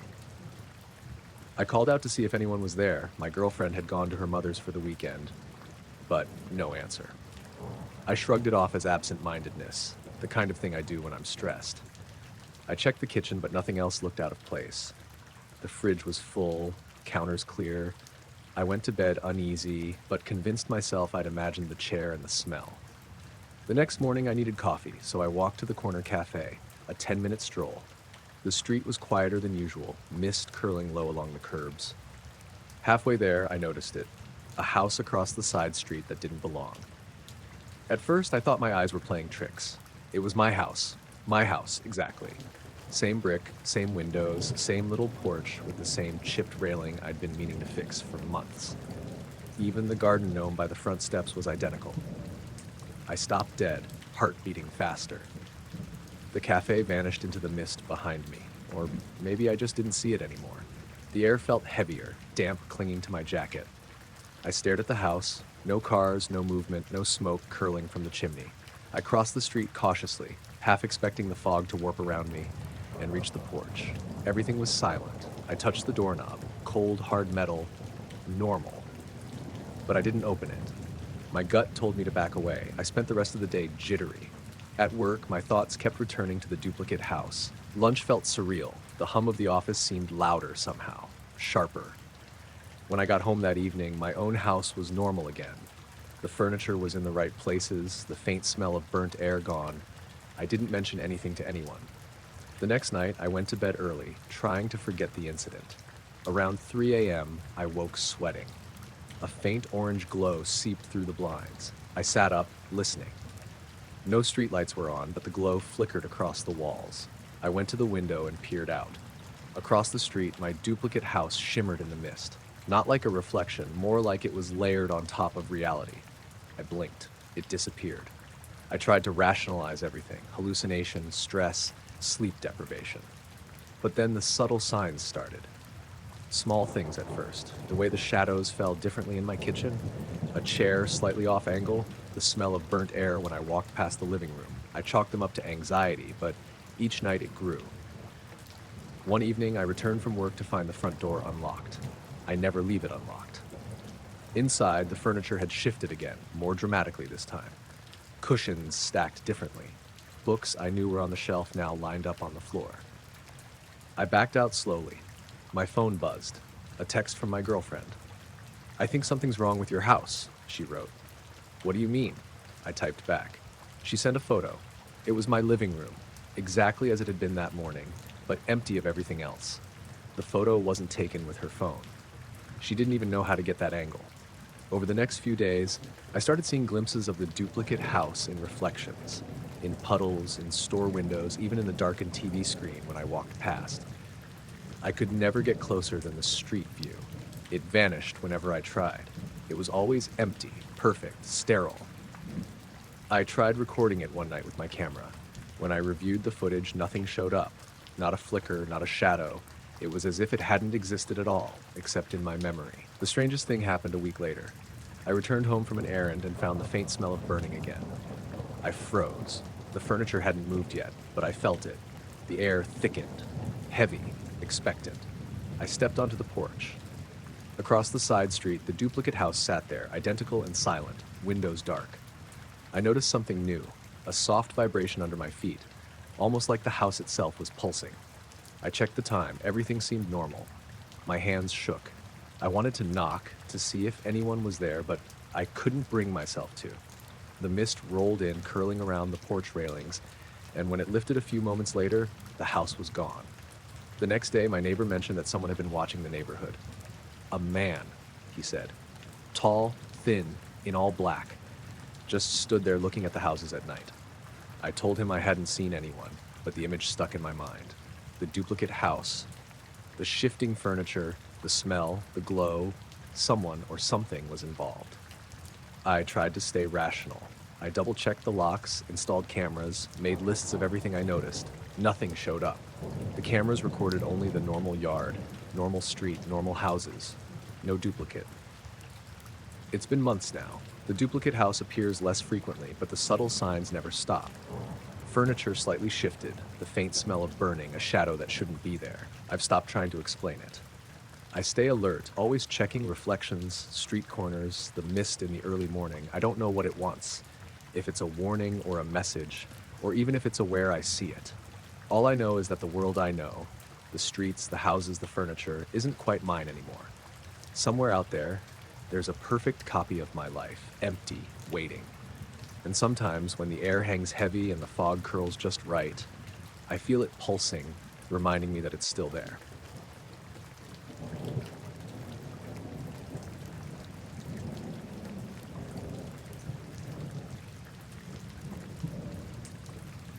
I was a block from our house when I first noticed something off about my shadow.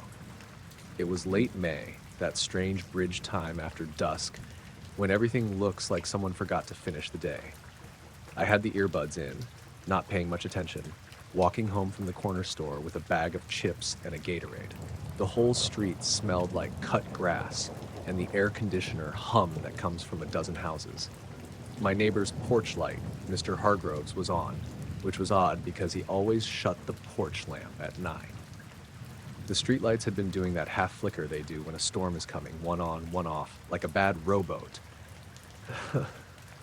I noticed my shadow because the light made it long and thin on the sidewalk, the way a bad thrift store lamp makes everything look thinner than it is.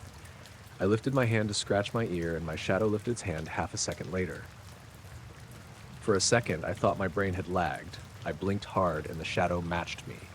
But then I waved both hands and saw the lag again, this time more than a blink. It wasn't lag on my screen or anything. If anything, it felt like the world had a bad connection, like the shadow had to buffer. "Okay, weird," I said out loud, because saying it would make me feel less like my head was messing with me. No one answered. The houses were quiet. The only sound was a lawnmower someone had left running earlier and the low chant of cicadas. I bent down and touched my knee. My shadow didn't move when I did. I snapped my fingers and it jerked, delayed, then flowed back into sync. I stood up and started walking faster, like if I hurried, the problem would resolve. My shadow followed, delayed as before, but the lag got larger. By the time I reached the corner, my legs had been moving for a full second before the dark shape on the pavement mirrored them. The streetlight overhead hummed and a moth tapped its wing against the glass like a tiny narrator. A car went by really slow, a rental with no print on it, and the driver looked like he was aiming his headlights at the houses, not at the road. He didn't slow down for the crosswalk like most people do when they see you. When he passed, his lights painted my lagging shadow like a strobe, and the shape broke into 3 pieces, as if someone had cut it with scissors. The hum in the streetlight got higher, a pitch you didn't hear until you were really quiet. The dog 2 houses down that usually barked at anything moving just lay on the porch and watched us through the railings like an audience. I know how that reads, like a dozen little signs of a neighborhood power hiccup. I know what rationality looks like at 19. Still, moving faster didn't help. The lag stretched to nearly 2 seconds. I took my earbuds out and called for my sister on the phone because calling someone is what you do when you want the world to be normal. The call went straight to voicemail. Her number rang like a bell, and the voicemail cut in with the beep, but the beep sounded a half-second late, like the carrier was auditioning to be a haunted house. By the time I reached our driveway, I had a sludgy feeling in my stomach. The walk had taken 12 minutes, but in my head it stretched like chewing gum. I flicked the porch light with the switch because it felt like doing something would help, and the light came on with a soft pop. My shadow, which had been lengthening toward the street lamp, stopped in the middle of the sidewalk and stayed there, a person-shaped darkness under the yellow pool, waiting. That's the thing about shadows. Up until that night, I never thought of them as things that could wait. They were always obedient, 2-dimensional punctuation. This one looked like someone who'd been told to stay put and had decided to take the job seriously. I moved toward the door, and it felt like a space between me and the house stretched mile long. I should say I ran inside in a normal way, like leaving for a bad movie. What I did was sprint. I grabbed the knob, jammed the door in, and double-locked it without thinking what my hands were doing. That's the honest detail I have. The lock clanking, the bolts sliding, my breath loud in my ears because I'd run all the way home for no sensible reason. From the window by the sink, I could see the sidewalk and the halo of the streetlight. The shadow was still there, like a person who'd forgotten to go home. It hadn't moved from the exact spot where I'd seen it stop. When I pressed my forehead to the cool glass and watched, my chest kept twitching. When I tapped on the glass, the shadow flinched half a second later. The way someone you wake out of a nap flinches against a memory. It didn't look like a figure exactly, no face, no features. But it had posture. It sat or crouched down into a small, patient shape once I blinked, as if folding itself in to wait. I called Mom next, which at that hour was stupid. Her phone went straight to her sleep voicemail, groggy, clipped, and then the message that the network was temporarily unavailable. 2 phones, 2 failures. The TV in the living room was on to make me feel less alone, and the news anchor said the weather would be clear overnight, and the only issue would be dew. I wanted proof. I wanted the world to tell me why a thing that should be a flat bit of sunless ground stayed where it had been told, and then waited like a person. I didn't sleep that night. I sat in the kitchen until 2 in the morning with the lights low and the blinds open, a mug of tea gone cold at my elbow. The shadow under the street lamp stayed fixed like punctuation, and every time I peered out, it seemed to choose a slightly different position to rest. Once it seemed taller, once smaller, curled like a child. Once it looked like it had its hands in front of it, thin, parallel smudges that might have been fingers. My eyes were playing tricks. That's what I told myself, over and over, because the alternative was to live in the sense that some other shape could keep its place in the light without anything to cast it. At dawn, the world cleared. The street light went off, and there was a clean spill of gray over the pavement. The shadow, when I looked, had gone. There was no silhouette, no smear to wipe away. When I went out to the sidewalk, there was nothing on the concrete but the dew and the faint shoe prints I'd made the night before when I ran. The grass beyond the curb wasn't flattened. There were no extra prints leading away or toward my house. The only thing that might have proved anything at all was a light streak on the kitchen window. A smear like fingerprints on glass that I could never get totally clean. I scrubbed it until the skin on my palms went soft. I told myself I'd imagined it, or that I'd been too tired, or caught up in something I'd read online and wanted to make the world interesting. People do that to themselves all the time.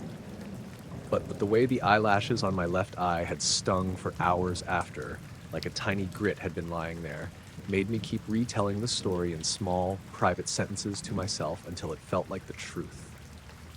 I walked to the corner store later that afternoon, took the long route because my legs still felt wrong. The street light at the corner looked like any other street light. Kids played on the sidewalk, and their shadows, obedient and swift, made the proper shapes as they moved. Mr. Hargrove's porch light was off. The world had gone back to its small business of being ordinary. At noon the next day, my sister called me. We talked about stupid things, a test she had coming up, a text she'd gotten from a friend. Then she asked if I'd been home the night before. I lied and said, yeah, why? She answered like it was nothing. Neighbors were talking. Some kid said there was a kid's shadow out on the sidewalk that wouldn't move. Thought it was prank. She laughed a careful laugh. Creepy how we all see the same silly things. I didn't tell her I'd been the kid. That afternoon, I cleaned the kitchen window again and found a faint print at the corner, like someone had leaned a forehead there to look in. It was nothing anyone else would notice. It was enough for me. I kept the window clean because I wanted to be able to check, and I left a small lamp on that night so the porch light didn't have to do all the work it used to. I walked past that sidewalk every day for a week, and sometimes I would pause and stand in the pool of light where my shadow used to stay, just to feel a normal tug when my legs moved. After that, the neighborhood did its usual things, and the world went on. I never saw the waiting shadow again. Once, months later, I woke and thought I glimpsed the same still shape bending under a different lamp, but it was just a parked car and the way the streetlights slid against it. I want to say I learned something about paying attention, about not taking things for granted.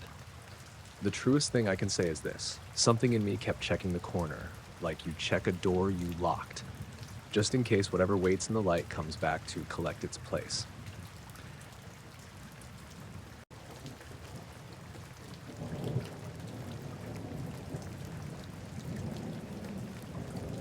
My phone rang at 12:07 a.m. It woke me because I never expected Claire to call that late. She worked nights infrequently, and when she did, I could count on a text or a 5-minute check-in.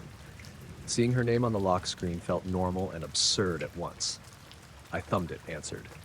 It sounded like Claire, but it didn't sound like Claire. Her voice, first, tiny and folded over itself, like a bad recording you'd played forward and back at the same time. Then it came through clean for a second. Tom? And the line hiccuped. After a pause, her voice repeated what it had already said, delayed by maybe 2 or 3 seconds, like an echo that arrived a beat late and out of sync. Tom! Tom! She kept saying my name, and every time the word came, it stretched at the end as if someone had pulled on a rubber band. I told myself it was coverage.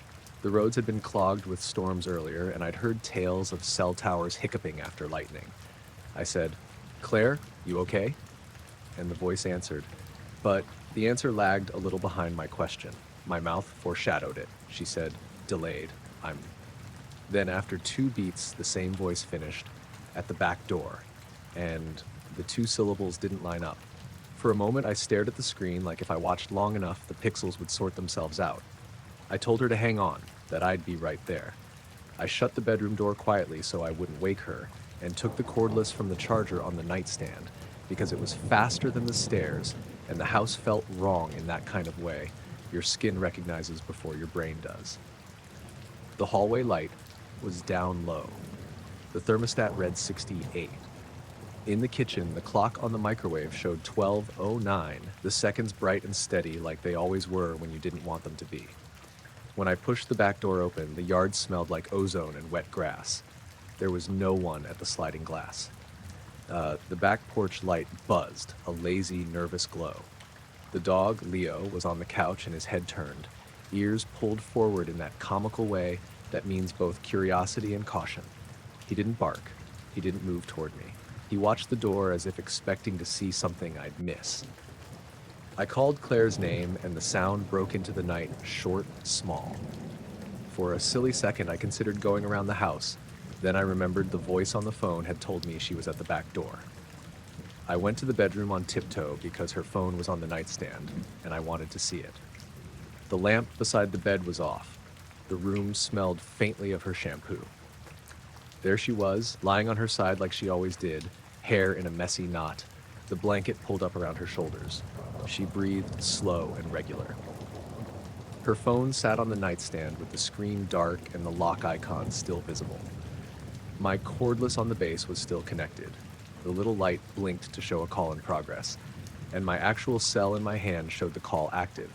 Claire's name at the top, 2 minutes and 10 seconds running.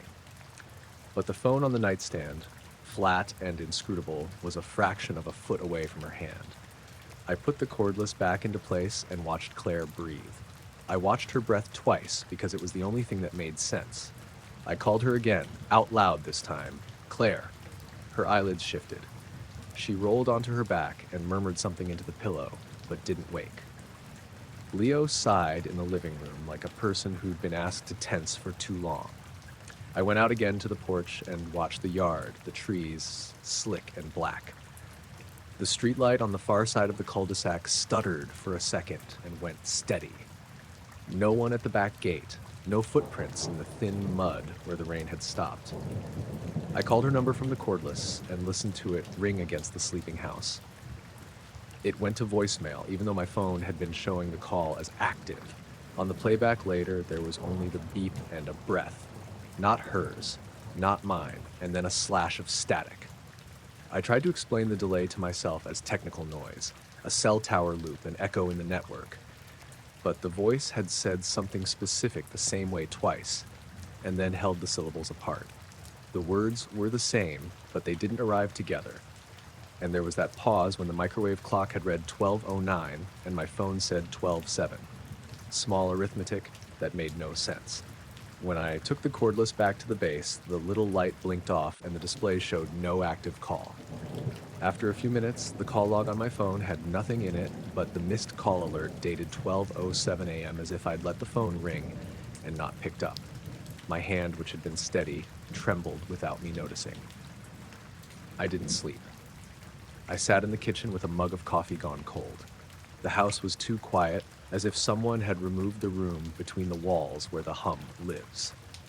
At 1:16 in the morning, helpfully, precisely, the upstairs hall clock ticked, and the minutes moved forward with the same obedient patience as they'd had 100 times before. But every so often, when the wind shifted at the trees, I would hear faintly, as if from a closed window, the delayed sound.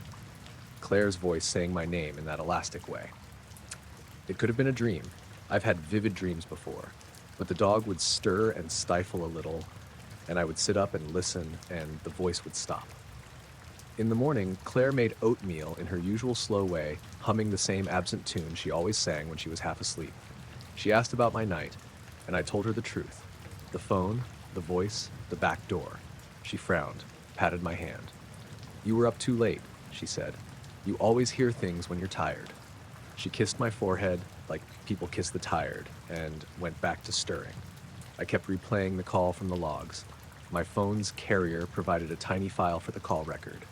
There was a timestamp, a duration that said 2 minutes and some change. But when I opened the link, the audio player showed a blank curve and then resolved into a flat line. Silence, where my wife's voice had lived. I sat in the office, coffee cold again, and listened to nothing until my ears ached. Later that day, I found a small bruise on Claire's inner forearm.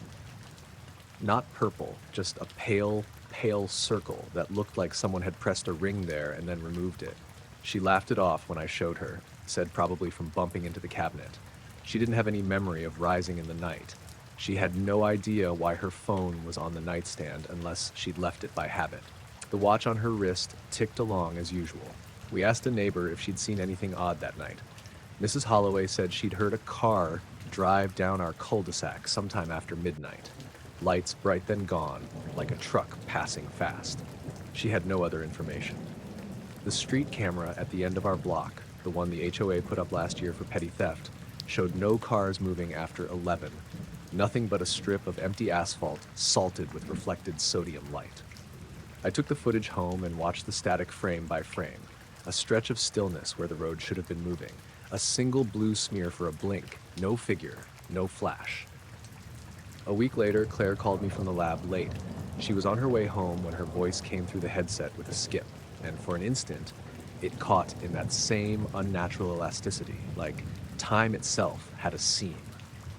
We ended the call, and when she pulled into our driveway, she texted me that her car had run low on gas and the pump at the station hadn't registered her card, same as the week before when I'd had trouble at Holt's on the highway. We laughed at the coincidence then, but later the laugh felt brittle. Sometimes at night, when Claire breathes beside me and the house is concentrated into the small human sounds, the radiator, the faint hum of the refrigerator, I imagine what I heard stretched across the dark and back again. I imagine the echo is a thing that needs room to move in. I think about the 2 stray seconds between syllables and how that tiny interval made me get up and look and find nothing but her sleeping, her phone dark. I can tell you facts. I answered a call. I heard Claire's voice as if delayed. I checked the bedroom and found her asleep. Her phone was on the nightstand. The call registers as a missed call in the log, and the audio file the carrier gives me is empty. The bruise on Claire's arm fades. The dog is happier when I get up and take him for an extra long walk. We lock the back door twice now, even in the daytime. I don't have an explanation. I have the memory of a voice asking me for something with the timing wrong, as if it had been recorded in another room and played back in ours 2 beats later. I have the way Claire's hair pressed against her pillow and how ordinary she looked when she turned and mumbled, "Not waking." That's where it stops, and the rest is choosing whether to trust that the ordinary is still the ordinary. I do what I can. I check the lock, I check the call log, I sleep with the lamp on from time to time. When it's late and wind rubs the trees just right, I hear my name in the distance and my heart picks up like a dog on scent. I answer every time, because what else do you do when the thing you love calls and the call sounds wrong?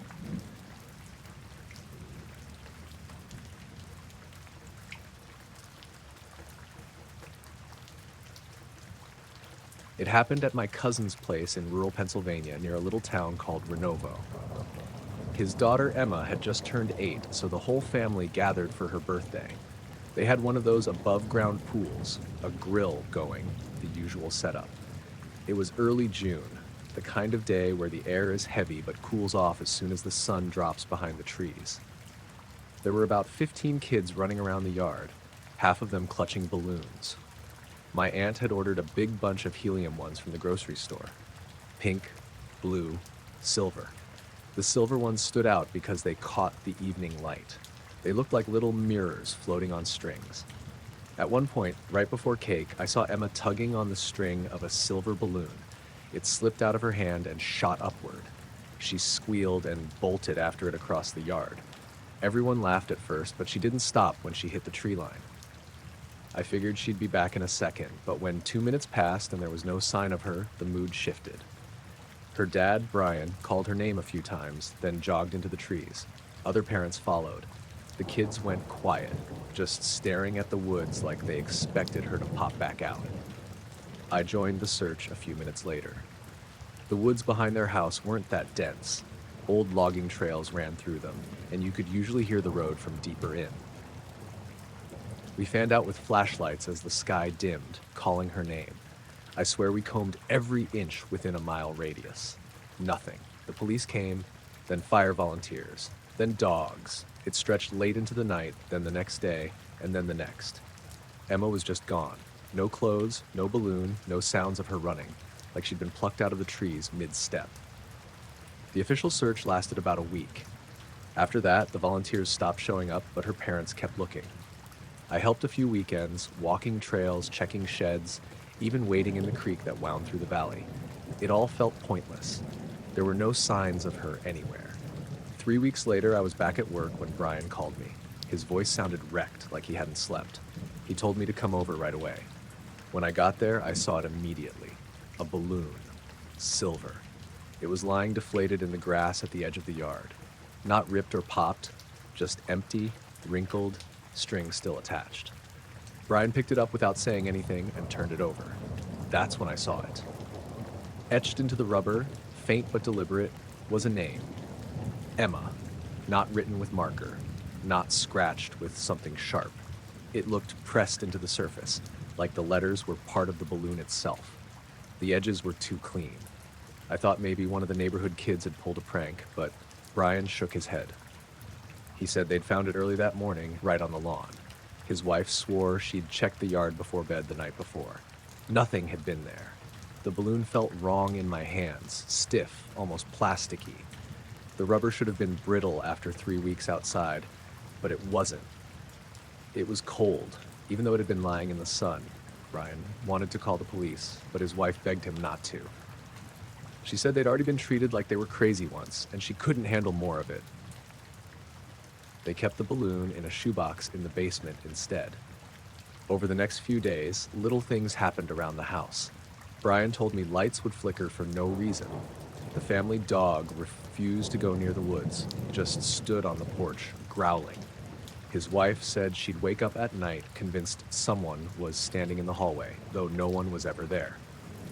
I stayed over one weekend to help them keep an eye on things. The second night, I woke up around 2 a.m. to a strange sound, like static, faint but steady. I thought maybe it was the TV left on, but when I went into the living room, the screen was black. The sound was coming from downstairs. I followed it to the basement door. The static grew louder the closer I got, though nothing electronic was down there besides an old freezer. When I opened the door, the sound cut off instantly. I crept down the steps anyway. The shoebox with the balloon was on the workbench. The lid was open. The balloon lay inside, still deflated, but the letters seemed darker, almost burned into the rubber now. I swear the name looked bigger too, like the material had stretched. I shut the box and went back upstairs, but I didn't sleep the rest of the night. A week later, Brian called again. His wife had thrown the balloon away, couldn't stand having it in the house anymore. He said he didn't blame her. But 2 nights after that, they found another balloon. Same silver sheen, this time tangled in the branches of the oak tree by the driveway. When they pulled it down, it had the same etched letters. Emma. They burned that one in the fire pit out back. The rubber didn't melt right. It curled and cracked, but the letters stayed visible even as the rest turned black. After that, no more balloons showed up. At least not that I know of. Brian and his wife eventually moved to a different town. They left the house empty for months before selling it. I haven't been back there since. Sometimes, though, when I'm driving at night, I catch a glint in the sky, just a scrap of reflection, like metal catching a streetlight.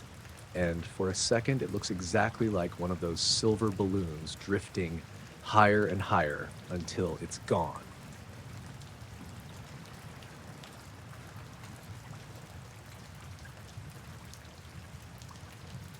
It was late July when it happened. My brother Nate had come down from Minneapolis to visit for a few days, and since we grew up out here in southern Iowa, we figured we'd take a walk through some of the old farmland we used to mess around in as kids. Most of it's been empty for years, just overgrown fields, a couple barns still standing, and long stretches of dirt road that don't see much traffic. That night was hot. Even after the sun went down, the air hung thick, and the bugs were out in clouds. Around 10, we left the house and headed toward the creek that runs behind the Peterson property. Nate had a flashlight, I had a lighter, and a half-crushed pack of smokes, and we just started cutting across the soybean fields like we used to when we were teenagers. We weren't really looking for anything, just walking, talking, laughing about dumb old stuff. By the time we reached the line of cottonwoods near the creek, it was close to midnight. The moon was bright enough to see without the flashlight, and it lit up the grass in that dull gray way where shadows don't look right. That's when we first heard it. Matt. It was my name, but it didn't come from Nate. It came from somewhere out in the trees. The voice was flat, almost casual, but the sound carried like it had been spoken right next to me and 30 feet away at the same time. I froze. Nate stopped too. Then we heard, Nate. Same thing. Same weird tone. We looked at each other. He flicked on the flashlight and pointed it at the tree line, but it was just the creek beyond, the water moving slow, the weeds shifting. No one there. You hear that? I asked. He nodded, frowning. Yeah, sounded like us. That was the strangest part. It didn't just sound familiar, it sounded exact, like someone had recorded our voices and played them back. We stood still for maybe a minute, waiting for it again. Nothing, just the water and the bugs. Finally, Nate killed the flashlight, and we started to walk toward the sound. Not fast, just cautious, like we didn't want to admit we were spooked. The closer we got, the stranger the air felt. Hard to explain, like walking into a basement after the dehumidifier breaks. Heavy, damp, but also charged, the way the air feels before lightning. Then it came again. Matt? This time it was behind us. We spun around, both of us breathing hard, but the fields were empty. Just rows of soybeans glowing under the moon. I remember saying, "What the hell is going on?" And my voice cracked. Nate didn't, sir. He was staring at me, but not like he was scared, more like he wasn't fully there. And then he walked. Not toward me, not away, but sideways into the field. His arms were loose at his sides, like he was being guided. I grabbed him by the shirt and yanked, but his body felt stiff, heavy.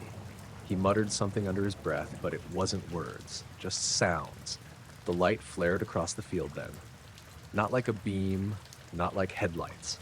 The whole soybean field just glowed pale white, every leaf lit from above. There was no shadow. My skin prickled like I was standing in front of an open oven. I remember yelling his name, but the sound got swallowed. It didn't echo, it didn't even feel like it left my mouth. The air pressed down and my head rang like I'd been too close to a fire alarm. And then, nothing. I don't remember falling. I don't remember closing my eyes. It was like a switch flipped, and the next thing I knew, it was morning. We were lying side by side in the field, dew soaking our clothes, the sun just starting to push over the horizon. My tongue felt like sandpaper, and when I sat up, my arms ached like I'd been holding them above my head all night. Nate groaned and rolled over, his face pale and sweaty. He kept asking what happened, like I'd know more than him. That's when I noticed the marks. On my left forearm, right below the elbow, there was a burn. Not like I'd touched something hot, but a clean pattern burned into the skin. 3 interlocking triangles, sharp-edged, angry red.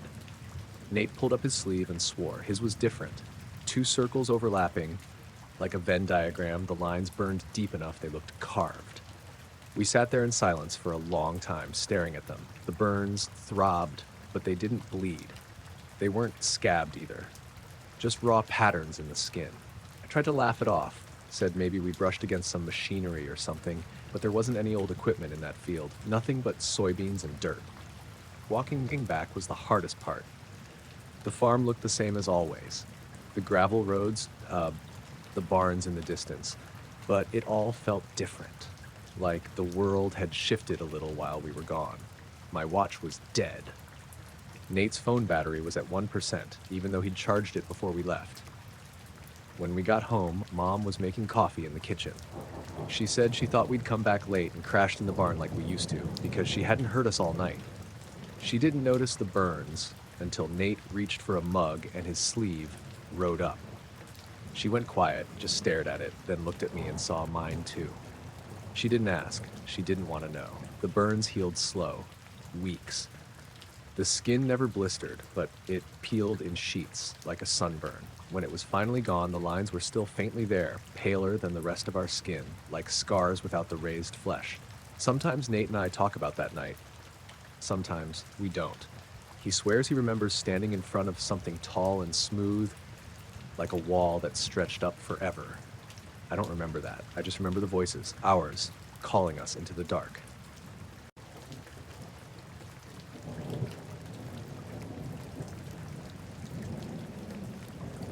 I was up at 3 in the morning because the dog wouldn't stop barking.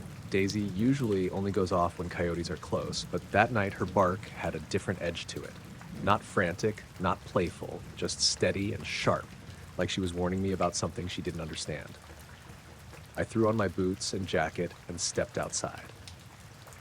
It was early September, still warm enough during the day that the nights held a sticky kind of humidity.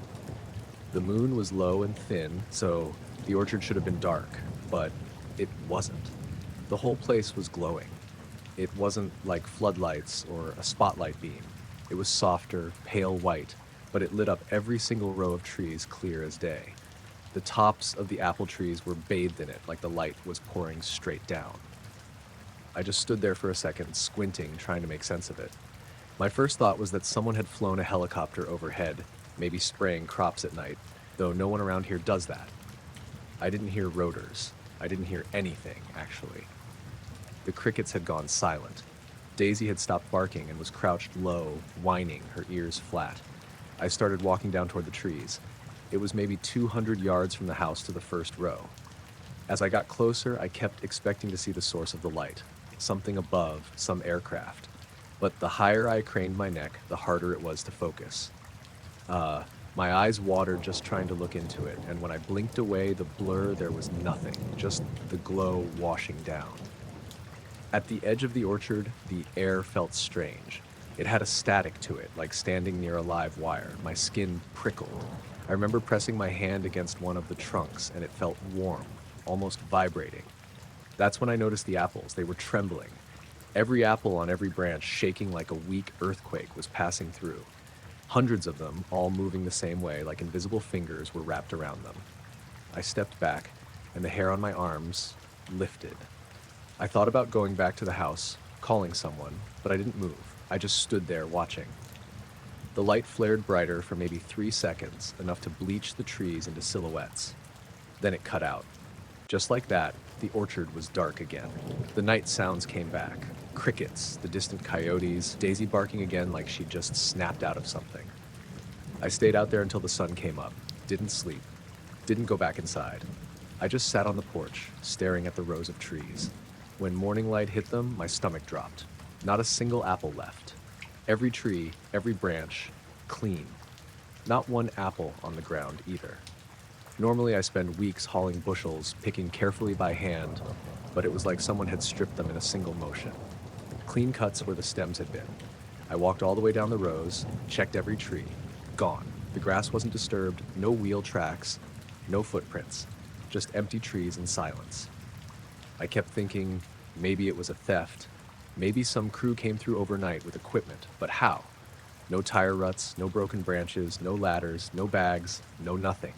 And why would they leave no sign at all? By noon, I had a pounding headache. My vision kept blurring in one eye, and I felt like I'd swallowed metal. Daisy wouldn't go near the orchard. She lay under the truck and growled if I tried to pull her out. I tried calling a buddy of mine who farms peaches over in Traverse, but when I started describing it, I stopped halfway. I could tell how it sounded. Just silence on the other end. That night, I couldn't bring myself to go to bed. I sat in the kitchen with the lights off, facing the window that looks out over the orchard. Around 2:30, the dog started whining again. I held her collar, trying to calm her. The orchard stayed dark. No glow this time, but I swear the trees moved. Not swaying from wind, but shifting, like the branches stretched taller all at once. It was subtle, maybe just my eyes playing tricks. I don't know. I couldn't take it anymore. Around 4 a.m., I walked the rows with a flashlight. The ground was damp from dew, but the soil was untouched. Not one sign of anyone ever stepping there. The branches were bare and stiff. When I ran my hand along them, the stems where the apples had been were sealed over, smooth as if the fruit had never grown. By the third day, the headaches eased, but I stopped checking the trees. I couldn't look at them without feeling sick. The orchard I'd worked for 20 years just erased in a single night. Neighbors asked what happened. I told them disease, blight, anything that sounded normal. Nobody questioned it too hard. But sometimes, around 3 in the morning, the dog will start that low, nervous bark again. And even if I don't look outside, I can feel it. That brightness just beyond the glass, soaking the orchard I don't dare step into anymore.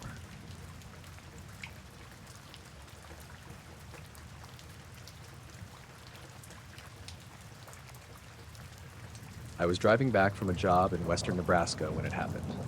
It was late, close to midnight, and I'd been on the road all day.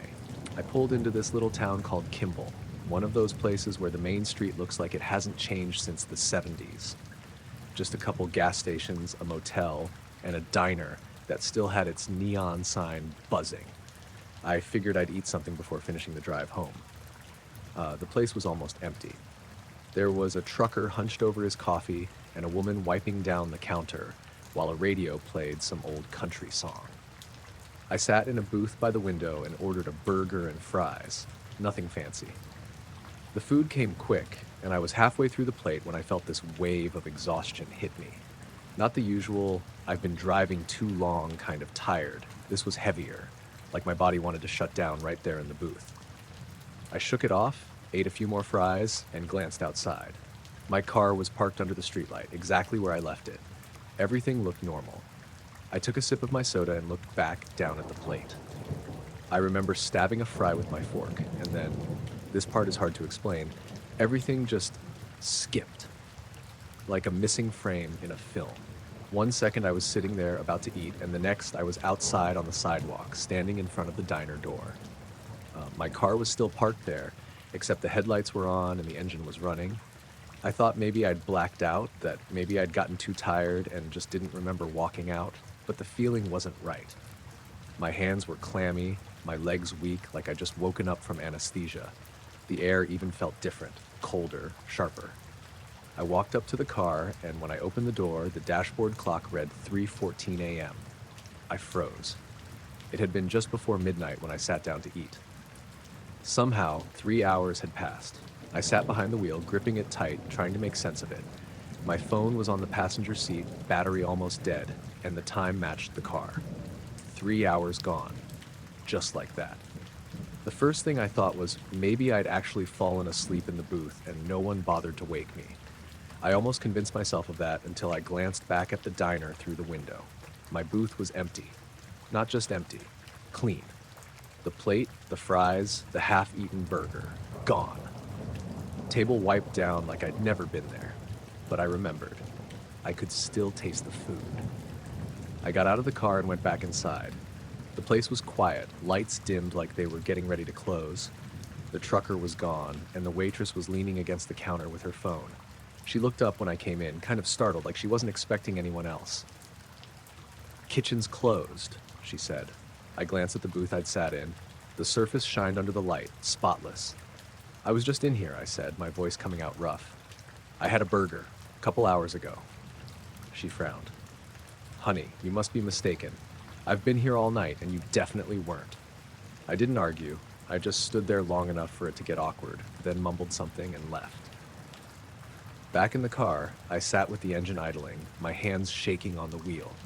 I kept checking the clock like maybe it would fix itself, go back to midnight. It didn't. The drive home was a blur. Every few miles I caught myself glancing at the passenger seat, expecting to see something there. I don't know what, a shadow maybe, or someone sitting quiet, but it was just empty. When I pulled into my driveway around 5, the sky was starting to lighten. I went inside and dropped on the couch, too wired to sleep. My stomach hurt, not like hunger, but like I hadn't eaten in days. I went to the kitchen, made a sandwich, but after one bite I had to spit it out. It tasted wrong, like chemicals. I didn't tell anyone the next morning. What was I supposed to say? That I'd lost 3 hours and my dinner disappeared? But later that day, when I changed my shirt, I noticed something on my forearm, a bruise, perfectly round, the size of a quarter. Dark purple, like blood pooled under the skin.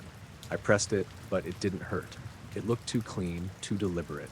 By the end of the week, 2 more had shown up, one on my shoulder, one on my thigh. Same size, same shape, like someone had pressed a stamp into me. They faded after a while, but not completely. If I hold my arm under the light, I can still make out the faint outline of that first circle. I've been back to that town since then. Drove through a few months later on another job. The diner's still there, same neon sign, same parking lot. I didn't go in. I couldn't. I don't know what happened that night. All I know is I sat down to eat a burger just before midnight, and when I stood up, it was 3 hours later and my car was waiting with the engine running. And somehow, somewhere in those missing hours, something marked me.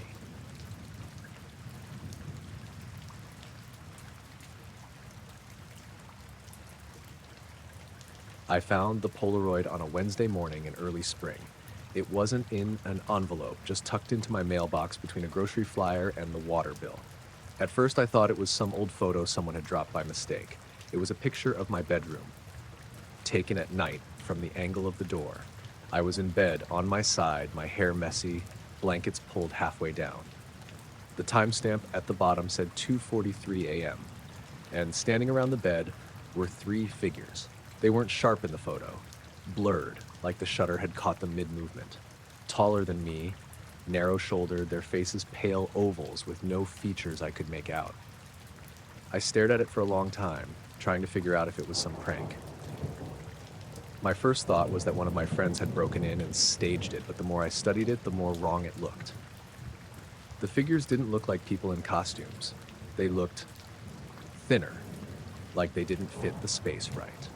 I live alone. No roommates, no family in the house, just me in a small single-story place on the edge of town.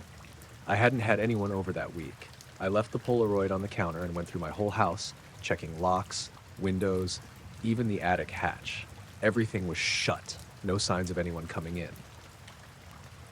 When my sister dropped by that afternoon, I showed her the photo. She frowned, said it looked fake. "It's Photoshop, Jamie. Someone's screwing with you."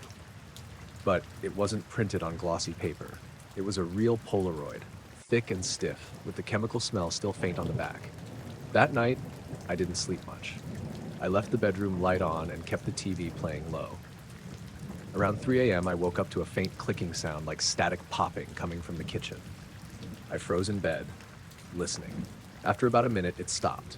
The next morning, another Polaroid was in my mailbox. This one was closer up, my face in bed, eyes closed, the angle looking straight down at me. No timestamp this time, just me sleeping, nothing else. I called the police after that. They sent an officer who walked through, checked the locks, made notes. He said it was probably a trespasser pulling a sick joke. He told me to install cameras and call if I saw anything again. So I bought a couple cheap Wi-Fi cameras and set them up, one in the bedroom, one covering the hallway. That night, I went to bed early, determined to catch whoever was doing it. At some point after midnight, I drifted off. I woke up around 5:30 to my alarm and immediately checked my phone feed.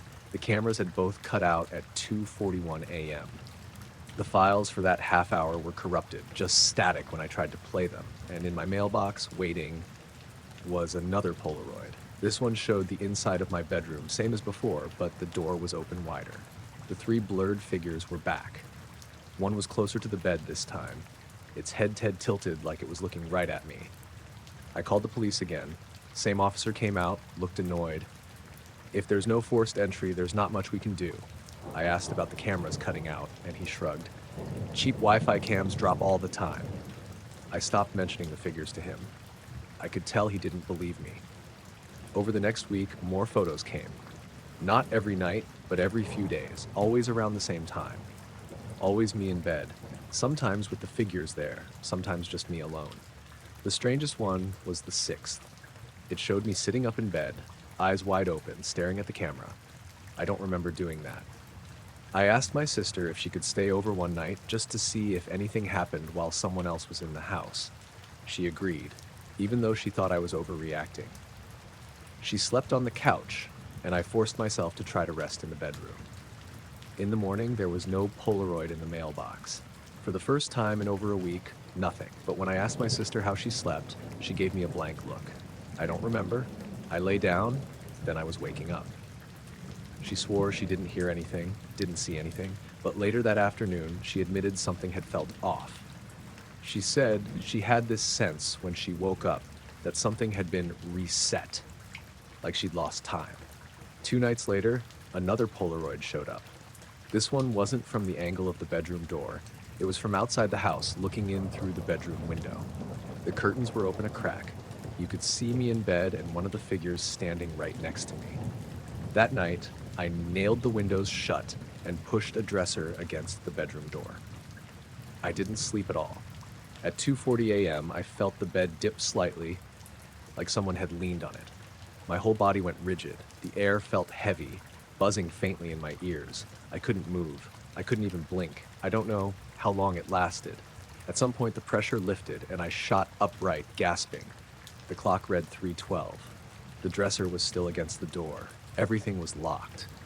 In the morning, there was no Polaroid. That was 3 months ago. I haven't found another picture since. The mailbox has been empty except for bills and junk mail. But sometimes waking up in the dark, I get the sense that someone has just stepped back from the bed, like the air shifts, like weight leaving a mattress. And every once in a while, I'll catch myself glancing at the mailbox. half expecting to see another square of white tucked inside.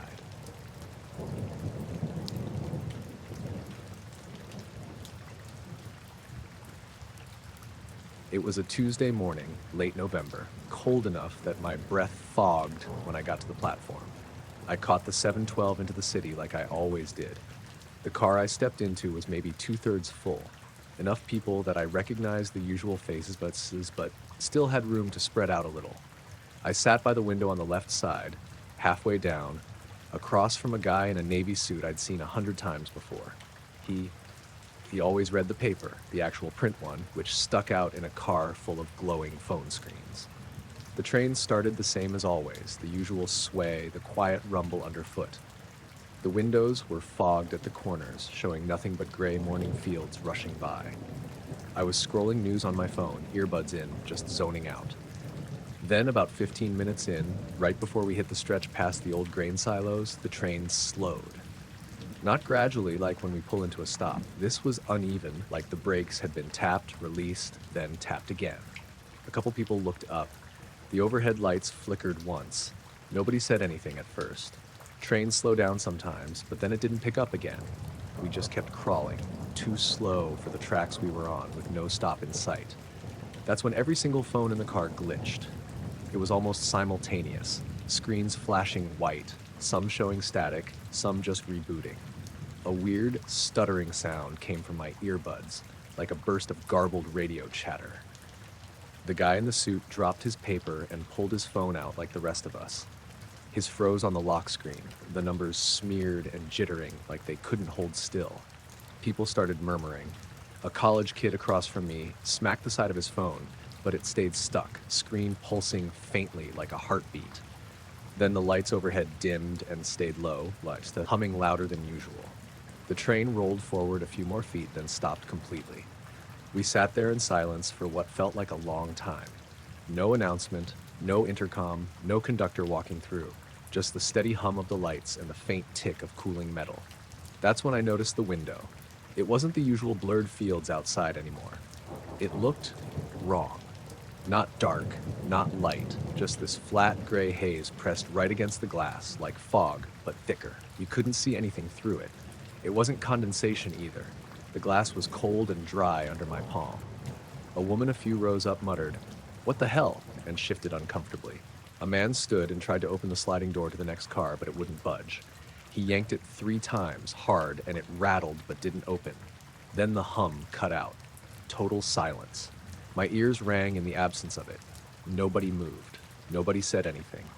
And then, without warning, the train jolted forward again. The lights came back bright. The window view snapped back to fields rushing by, and everyone's phones lit up at once, notifications chiming in a chorus. People exhaled, muttered things like "finally" or "what was that?" I looked down at my phone and saw the time had jumped ahead by exactly 11 minutes. I didn't think much of it until I glanced back up. Several seats were empty. The woman with the red scarf who'd been 2 rows ahead, gone. The older guy with the backpack in the corner, gone. The kid who'd been smacking his phone, gone.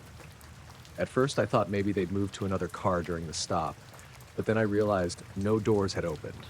No one had gone anywhere. The guy in the suit across from me was frowning, looking at the empty seats too. I asked, "Weren't there more people?" He hesitated. "I thought so, yeah." But when the conductor finally came through about 10 minutes later, nobody else mentioned it. A woman behind me swore the red scarf lady had never been there at all. Another passenger insisted the corner seat had been empty since the start. I knew they were wrong. I had seen them.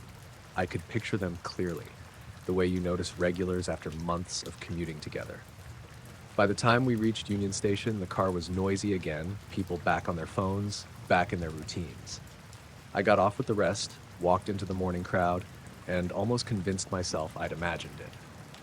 Then, later that night, I checked the transit app. The 712 train didn't show any delays for that morning. No records of slowing or stopping at all. The timestamp on my phone for that gap, those missing 11 minutes, was just blank. No notifications, no logged activity. It was like the device had been off, though I knew it hadn't. And the next day, when I boarded the same train, the guy in the navy suit wasn't there. His usual seat was empty, and as far as I can tell, he's never been back.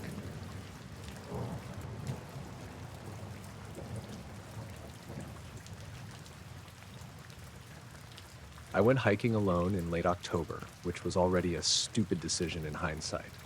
I'd driven out to the Catskills after work, wanting to clear my head, and I thought I'd do a short night hike with my headlamp and make it back before midnight.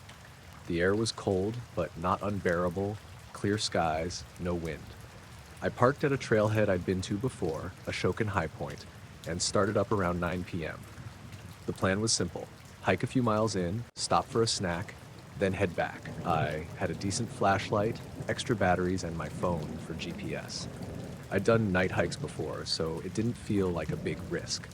By the time I reached the first overlook, maybe a mile and a half up, I realized my phone's GPS wasn't loading. The blue dot just spun in place. I had signal, a couple bars, but no data. I wasn't lost yet, but I wanted to check the map since everything looked different at night. I called my friend Mason, figuring he could look up the trail map for me and give me bearings. The call connected, but instead of ringing, I just heard static. A few seconds in, through the static, a voice whispered something. It wasn't Mason's voice. It wasn't even a normal call voice. It was too quiet, like someone leaning right up against a microphone. The words came through clipped, broken, but I caught numbers. A string of coordinates, latitude and longitude, spoken slowly, like they were making sure I wrote it down. Then the line went dead. I tried calling again. Same static, same whispering, the exact same numbers repeated. I hung up and tried texting Mason, but the texts wouldn't send. I copied the coordinates into my notes app so I wouldn't forget them, but I didn't recognize where they pointed. No town, no landmark came to mind, just numbers. At this point, I was unsettled but not panicking. Phones glitch, calls get crossed. That's what I told myself. I kept hiking, telling myself I'd check the coordinates when I got back to the car. The woods got darker as the moon dipped behind clouds. My headlamp was strong, but the trees pressed in tight. I don't know how to describe it other than the air felt wrong, like the silence had weight to it. Normally, you hear owls, leaves shifting, a branch cracking. That night it was dead quiet, except for my boots crunching leaves. About 30 minutes later, I stopped to drink some water. That's when I noticed the sound. Not static this time, more like a low hum. It wasn't coming from my phone or from the trees around me. It was just everywhere. A vibration more than a sound, pressing against my chest. I stood still, trying to place it. When I pulled my phone out, the screen lit up, but the battery had drained from 70% to 19% in less than an hour. I hadn't used it except for those calls. The hum grew stronger, and I started walking faster, planning to turn around. The trail didn't look the same going back. I kept thinking I saw faint light deeper in the trees. Not white like a flashlight, but bluish, almost like a glow stick. Whenever I tried to focus on it, it would fade out. I finally decided I'd had enough. I turned back toward the trailhead. That's when my phone buzzed in my hand, new note saved. I hadn't touched anything. The screen lit, and there were the coordinates again, copied neatly into my notes app with the exact time stamped. The hum spiked, so loud I dropped the phone. My headlamp flickered and went out for a few seconds before sputtering back on. The trail ahead of me was empty, but I swear I saw a figure just off to the side, tall, pale, barely there in the beam before vanishing. I ran. I didn't care if I twisted an ankle. I just wanted out. My memory of what happened next isn't clean. I remember running, then the hum collapsing into silence like it cut out mid-sound. The next clear memory I have is waking up lying on my back in the middle of the trail. My flashlight was beside me, turned off. My phone was in my pocket, completely powered down. My watch said 3:17 a.m. I had no memory of the last few hours. No idea how I'd ended up lying there. My legs were sore like I'd been walking for miles, but I was in the same section of trail I'd been on earlier. When I turned my phone back on, the battery was back at 68%, exactly where it had been when I first noticed it dropping. Everything looked normal except for the Notes app. The coordinates were still there.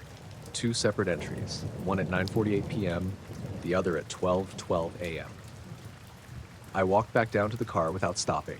The forest was quiet again, just regular night sounds. No hum, no lights, no whispering.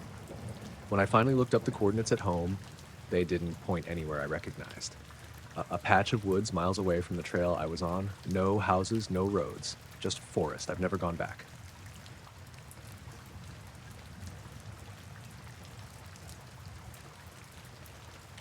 I pulled into the motel just after 10 at night.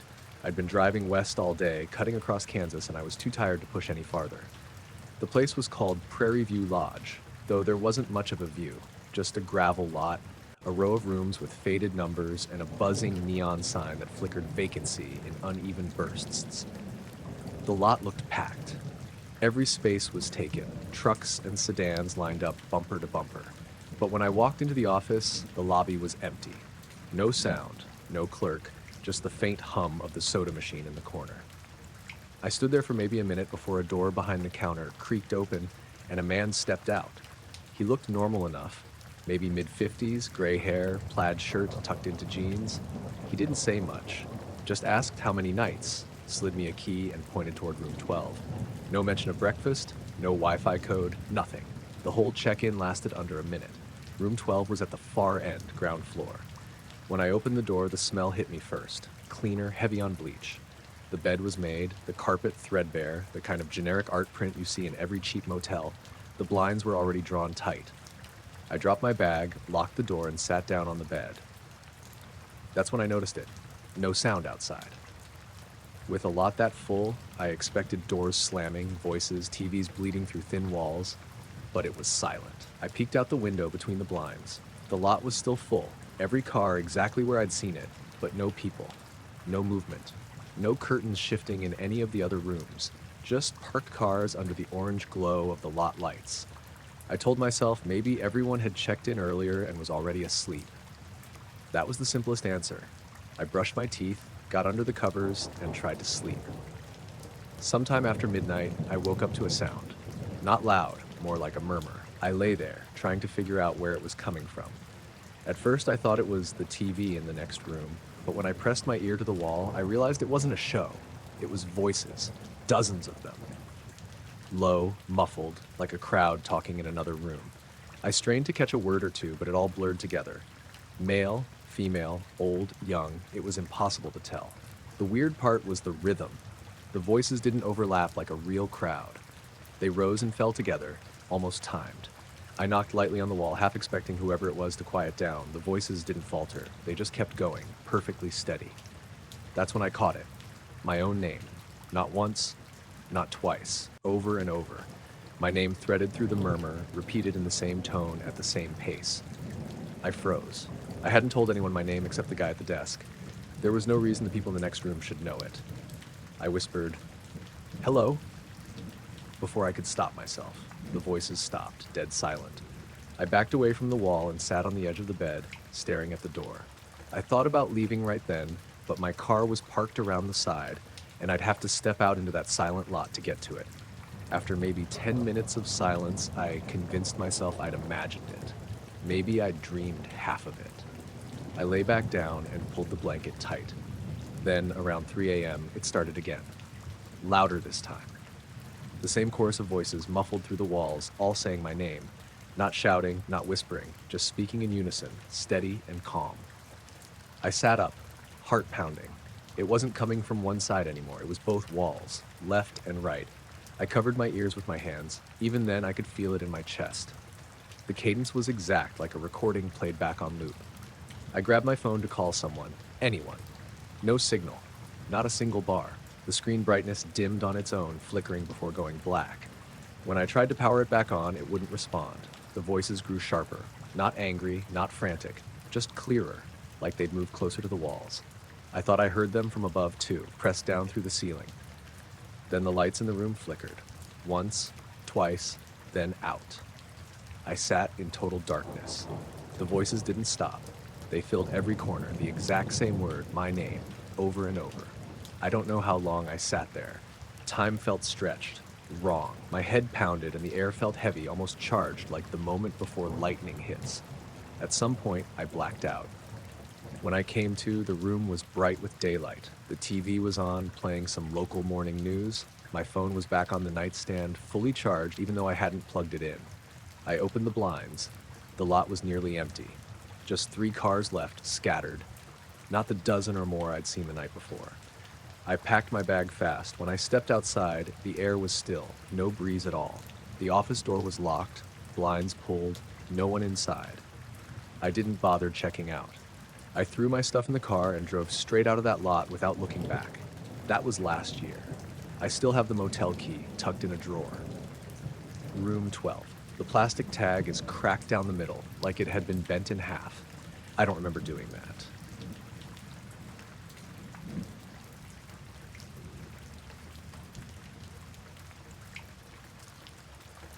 The night the voice came through, I was mid-cup of stale coffee and halfway through a song I didn't care about.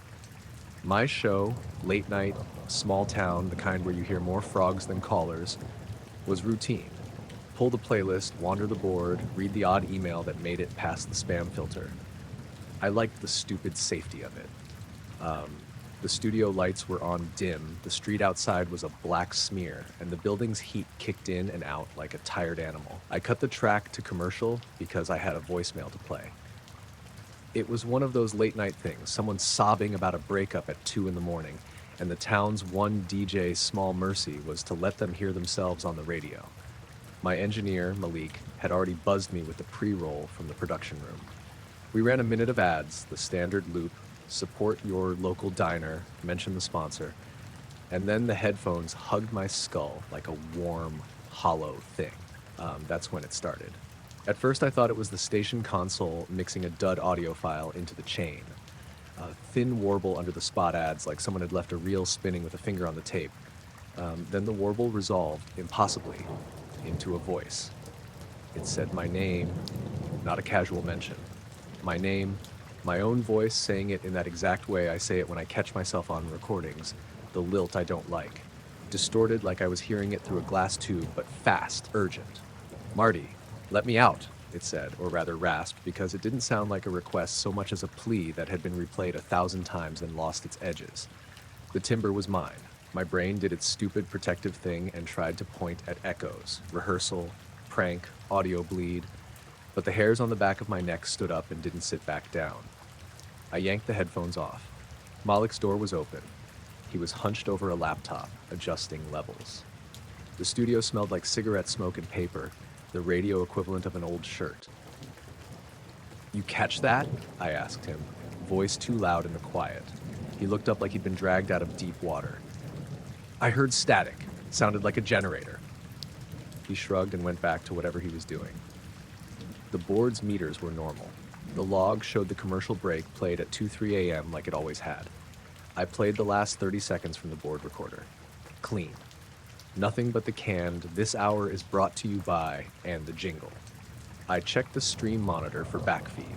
0. The web client showed listeners dropping and coming back like they were skittering around a puddle, normal numbers for a Tuesday night, and there was no spike of a call-in, no message, nothing on the traffic reports. Still, it had happened.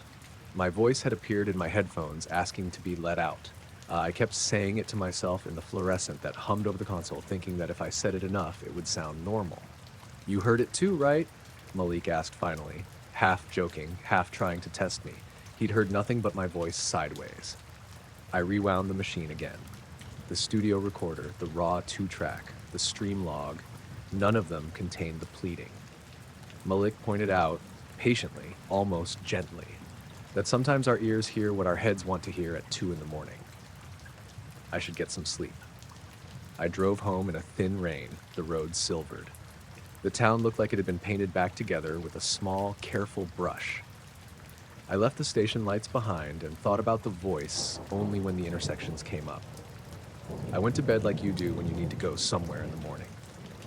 Alarm set, coffee grinder slightly smug in the kitchen, the weight of things dulled. I fell into a sleep that was too heavy to be honest. At 8, over a burnt cup, Malik texted, "Did you find anything on the backup?" I called him and we compared notes. He'd checked the patch logs and the circuit diagrams. No anomalies. If it was recorded on the board and not on the stream, we'd see phase shift, he told me, words I liked because they were precise. We both went quiet, the kind of quiet a tool chest takes when it can't help. The day was routine. The grocery ads, the emergency notice about the river, the school cancellations because of the storm forecast. And at 3 that afternoon, a woman I didn't recognize called the station. She called for me by name and said she'd been at the edge of the quarry last night and thought she'd seen a light like a star too close. She told me it felt like someone watching from behind glass. Her voice went thin and shook. She wanted me to play an old Stones track for the rest of my shift, as if it would patch the night. I wrote down the time she'd seen the light because notes are how we make storms manageable. That evening, I set up a second microphone and left it rolling on the kitchen table. If an echo was going to loop back into my headphones in the middle of a commercial, maybe I could catch it and prove I wasn't falling apart.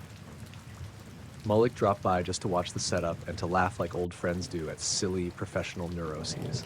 We stood with 2 cups of bad coffee, listening to the hum of the house and the rain on the roof. Around midnight, I went to the studio alone. I put the headphones on deliberately, stared at the meters, and played the last commercial spot live.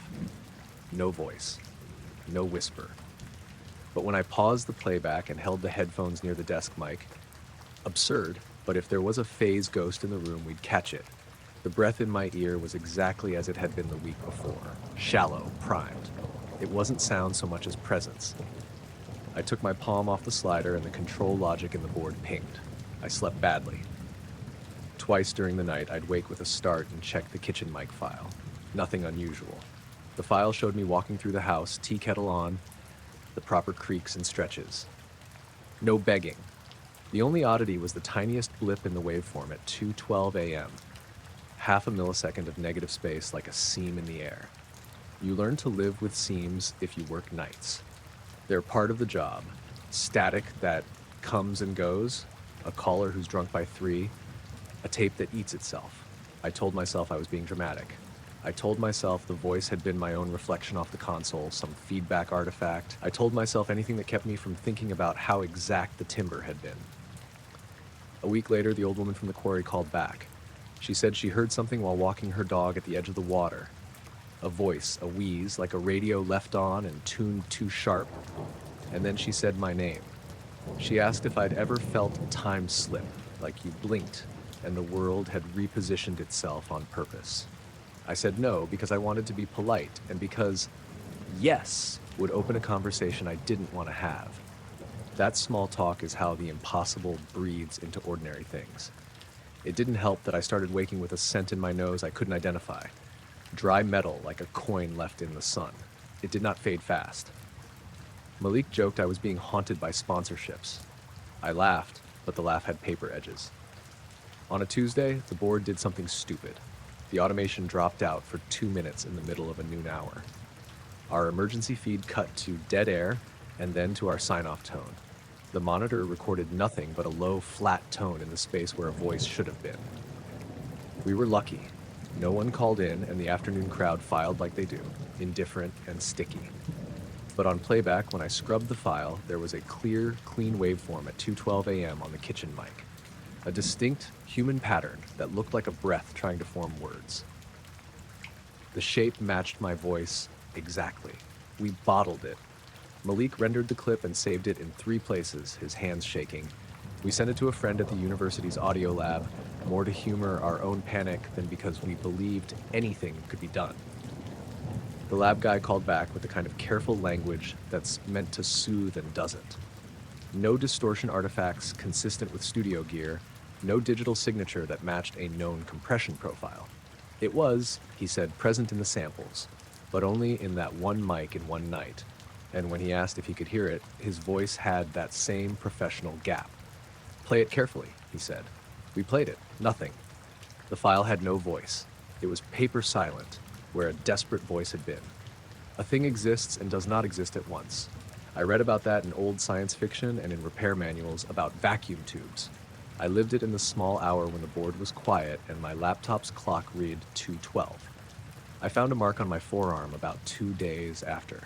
A thin, pale line, like a fingernail had been dragged, and then the skin somehow healed around the shape. Malik scratched his head when I showed it to him. Stress, he said, because people need names for things. I didn't want to lie and say I'd scratched it myself. The station continued. Callers called. Trucks passed the lot. and breathed diesel into the night. I slept more badly and then less, the way you get used to a pain so it becomes part of the furniture. A month later, I went out to the quarry with the woman who'd called. She pointed to a shallow dip in the rock like a bowl. "It feels wrong there," she said, "like it's looking." I stood there with my hands in my pockets and tried to be a man who belongs in daylight. The wind smelled like rain and pennies. Behind us in the town, the radio station hummed on, and the little ads for hair salons and pizza printed themselves into people's commutes. I drove home after, and when I unclipped my headphones in the quiet of my kitchen, my reflection looked like a thing that had listened too long. People still called the show. They still asked for songs for broken hearts or lost dogs. I played them because the work was honest, and there's safety in honesty. Sometimes in my headphones, at 2:12 in the morning, I would catch myself saying my own name in the shower steam and wonder whether a voice asks to be let out because it wants to be somewhere else or because it has been somewhere and does not want to be left there. I kept the clip on a drive I never opened and never deleted. I held the silence like a thing you might find in your pocket, small, sharp, possibly useful later. The compost of late-night radio kept doing its strange, ordinary work. Songs, ads, the weather, the occasional human confession. The voice stayed in the room only for the nights it wanted to be heard and then unmade itself when anyone tried to point a machine at it. I told my wife, eventually, with the light on and the kettle at the boil, because truth is a poor stew if you feed it secrecy. She listened and touched the pale mark on my arm like you test fruit for ripeness. "Maybe someone is stuck," she said finally, the kind of sentence that's not an answer but also not nothing. I don't know if anyone was. I don't know where you let a voice out that sounds exactly like you, or why sometimes the world keeps the proof and sometimes it pretends nothing happened at all. I only know the board logs and the lab reports and the silence, and a small line of healed skin that looks like a listening device left very briefly against my wrist.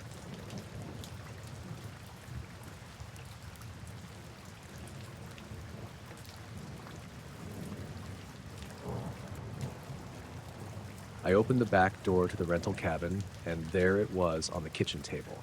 A cheap, gray, disposable camera, like someone had dropped off an extra trashy souvenir and forgotten it. It was the kind of thing you expect behind a curtain of brochures, not on the counter of the place you were going to sleep. Sarah nudged it with her finger and said, "Wonder whose that is?" And I shrugged and put it in my bag. We'd driven out to the Cape for the weekend because the city felt too loud and both of us needed to unwind. The cabin sat on a small bluff above the surf, weathered shingles and a porch that sagged a little on the right. The fog rolled in off the water that first night, slow and hungry, pressing the sound of the ocean down into a distant, even breath. It smelled like salt and wet rope. The place was empty except for us. The rental agency had only taken our names and a card for the lockbox, and the old-fashioned dusk felt like a pause button. We made a quick dinner, drank too much wine, and fell into easy, stupid jokes about going to bed early. When the wind picked up around 2 in the morning, it woke me. I lay there for a moment, listened to the noise of shingles complaining, and then dozed off again. The next thing I knew, it was morning.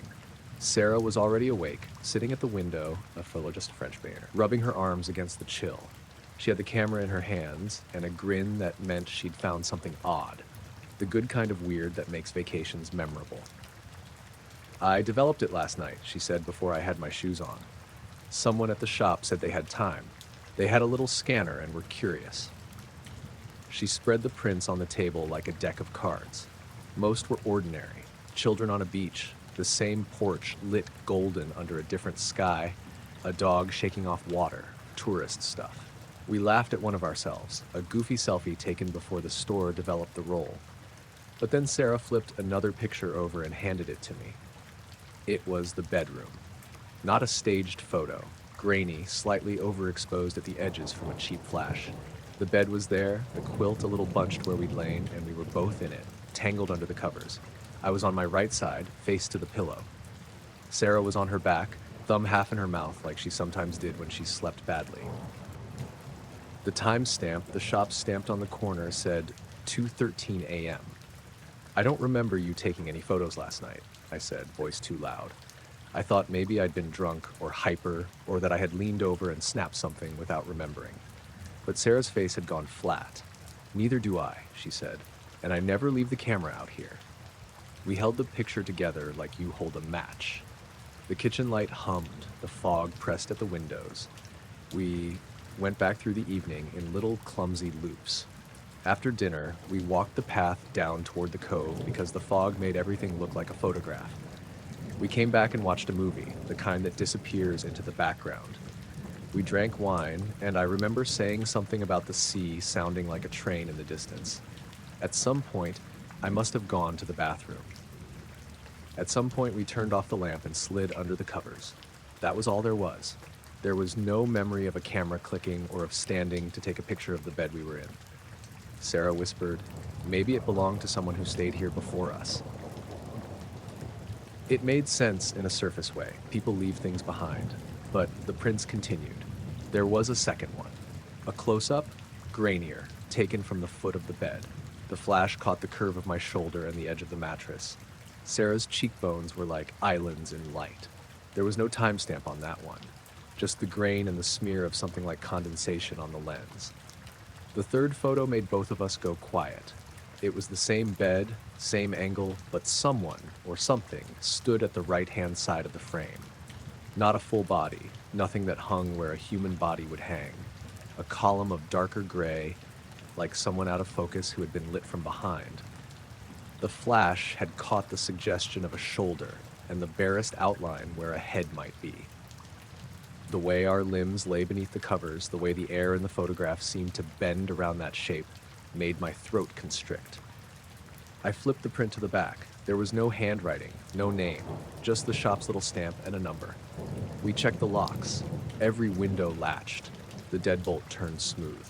The porch door had a scuff I hadn't noticed before, as if someone had leaned against it and left a smudge with the heel of a hand. The stairs down to the beach showed nothing in the fog, only a track of our own footprints that ended at the dune grass and then disappeared where the wet sand met the shore. I drove into town to ask at the place that developed the role. The guy behind the counter looked like he had worked the late shift for too many years. He ran his fingers through his hair as he told me the camera had been dropped off by a woman around 6 in the morning, soaking wet, hat clutched in both hands. She said she was staying at the Blue Gull, he said. Said she didn't want the film left there, but asked if we could hurry. Left $5 on the counter, and that was it. When I asked if he remembered what the woman looked like, he shrugged. "Rain makes people all kind of the same to me," he said. "Sorry." On our last night, the wind eased to a polite breeze, and the fog stood off like a quiet audience. We decided to sleep with the television on in the living room for company, because the house felt too loud when it was just us. We set the camera on the table not far from the couch, both of us trying to act unconcerned. The TV muttered a cooking show in the background, and the kettle ticked on the counter. Around 1 in the morning, Sarah nudged me awake and said she'd heard something, a soft metallic sound like a zipper from the other room. I went to look and found nothing. The camera lay where we'd left it, an ordinary little plastic object that took ordinary little pictures. We woke up early and left the cabin as if we could remove whatever humidity had soaked into us. We drove back slowly, not because the roads were bad, but because neither of us wanted to rush into the city where lights and people and schedules might make the weekend trivial.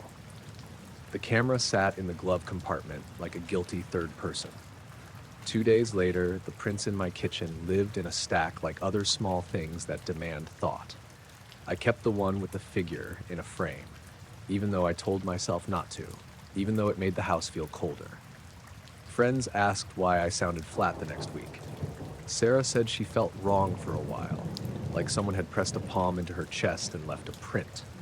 She found a faint bruise on her shoulder the morning after we left, a pale crescent like the mark you get when you bump the corner of a cabinet, but we had no scuff on the quilt that matched it, no heavens of broken wood to point to. It faded in a few days like a small, unacknowledged injury. We tried to be practical. We checked the booking logs with the rental agency. They'd rented to a single woman a month earlier, no names and a credit card, the same way vacation places do business. The owner told us over the phone that people left cameras behind sometimes, and that the house cleaner probably found one in a drawer and popped it on the table. He did not know if anyone had complained about pictures. He did say, "Old houses have their ways," which was his polite way of walking away. That's the part that's the worst to explain, how ordinary the rest of life goes. Work emails, grocery lists, the stray text from Sarah at lunch about a meeting that went long. We stopped bringing the photo up unless we were alone. It sat on the shelf like a question with no punctuation. Once, weeks later, I dreamed I was back in that bedroom and the fog was inside the house, pressing the curtains flat against the glass. In the dream, Sarah woke and smiled like she had in the picture, thumb in her mouth, and when I reached for her, there was a hand already on the pillow beside her, pale and too still. We kept the prints. I don't know why. Maybe because throwing them away felt like admitting there'd never been anything at all. Maybe because admitting you were looked at while you slept feels, in some private way, worse than the unknown. We did not go back to that cabin. We stayed away from foggy nights and cheap cameras that someone else might have left on a table. Sometimes, walking past the bedroom mirror at night, I look at the shape of the room behind me and the way shadows pool near the corners. Sometimes I wonder whether the person who dropped the camera off in the shop knew she needed the pictures developed quickly. If she came back to check them, what did she see and what did she take away? I have a photo in a frame on the bookshelf. When I pass it, I look for movement in the gray where the figure stands. It never moves, it never goes away. It waits like a question, quiet and patient.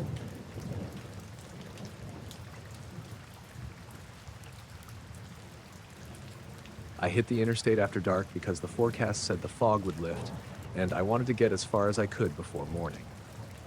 I-80 between Cheyenne and Laramie is straight and dull, which is why I took it. Less chance for idiots, fewer trucks weaving. I was fighting sleep by humming along to the oldies station and watching the road mark lines slide under the headlights.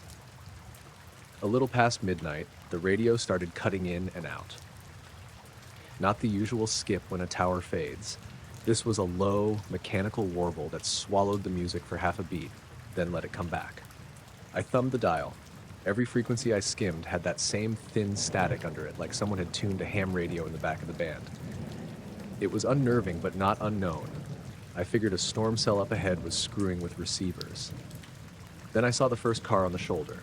A faded blue Corolla. Brake lights on, engine idling. A hunched figure behind the wheel. At first I thought he was asleep, the way people nod off in long runs.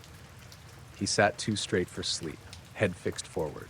I slowed, moved over, and saw his hands on the wheel, pale in the streetlight. No movement, no breath I could see. His chest wasn't rising. I upshifted and kept going, thinking maybe he'd had a medical emergency. A mile on, another car pulled over. This one a black SUV, hazard lights on. Another driver sitting absolutely still, staring straight ahead. Then a pickup, then two more sedans, all along the shoulder like a line of parked cars waiting for a show. Engines humming. No hazard triangles, no phone calls, no waving. I eased past each one like I was in a funeral procession, half expecting someone to run out waving arms, but nobody moved. The fog had a way of swallowing sound. It muffled horns, footsteps, even the low vibration of idling engines beyond a certain distance. I couldn't tell if the silence was a trick or if it had been made that way on purpose. My phone buzzed in my pocket, one bar and a text from Jenna. "You okay doing that drive alone?" I thumbed back a, "Yeah, fine." Then the phone went dark, like someone had pressed the off switch. No lock screen, no dim glow. Dead. Battery had been above 50% when I left. By the time I reached the overpass near mile marker 219, there were clusters of cars pulled over that I'd missed earlier. Doors closed, windows fogged, their lights painting the shoulder orange. I rolled down my window and leaned out because I felt like I had to check, like there was some explanation that wouldn't be messed by the imagination. The air outside tasted like metal and rain, but there wasn't any rain. It was a scent I didn't have words for. Hot wiring and ozone and the faint, cleaner smell of a hospital hallway.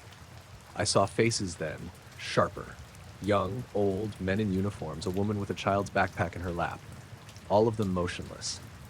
Some heads tilted as if they were listening to something only they could hear. None of them turned toward me. None of them acknowledged the flashlight beam I trained across the lot. For a second I thought one of them blinked, then realized my own eyes had dried. I blinked again, and the moment was gone. I pulled into the nearest rest area and killed the engine, feeling suddenly like I shouldn't be moving at all. The rest area was lit, but empty. Picnic tables and vending machines like props. The hum of the interstate was distant. I walked up to the closed restroom door and pressed my ear to it. Nothing, not even the soft thrum of plumbing. My watch said 12:37. I had no sense of how long I'd been driving. I knelt and checked tires because doing something with my hands made the scene less like a dream. When I straightened, my odometer caught my eye. It read 137,982. I stared at it because it was the sort of number you only notice when it's round. I wrote it down on the back of an old receipt from the glove box because my phone was useless. The ink felt ridiculous, urgent.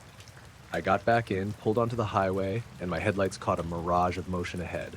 More cars on the shoulder, engine lights glowing.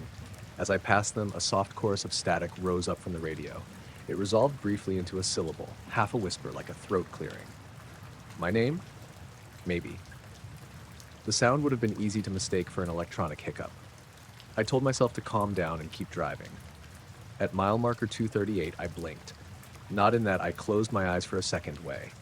Everything just snapped. The sensation was a little like hitting a pothole in the mind. I felt the car shudder, the blood move in my temples, and then a cold clarity filled my head. I opened my eyes, and there was nothing on the shoulder. No cars, no people, only the steady, indifferent line of the interstate and the fields beyond. The fog had thinned to mist. The radio tuned itself to static and then to silence. I looked down. The odometer read 138,062. My body reacted before my brain could make the numbers add up. That was an 80-mile jump. I must have dozed and driven, I told myself. Maybe I'd hit the cruise and slept, miles stacking without my awareness. But my watch still said 12:42, only 5 minutes after the rest area check. My phone stayed dead. I could feel the skin on my forearms prickling, like after a long night under sun lamps. And when I flexed my fingers, there was a faint buzzing under the skin that matched the tone I'd heard on the radio. I pulled over into a turnout and sat with the engine off because moving felt like collusion. The interstate was empty the way a stage is empty between shows. No other headlights, no parked cars. I walked along the shoulder and scuffed at the gravel. No skid marks, no footprints, just my own breath steaming in the air. The grass was damp but untrampled.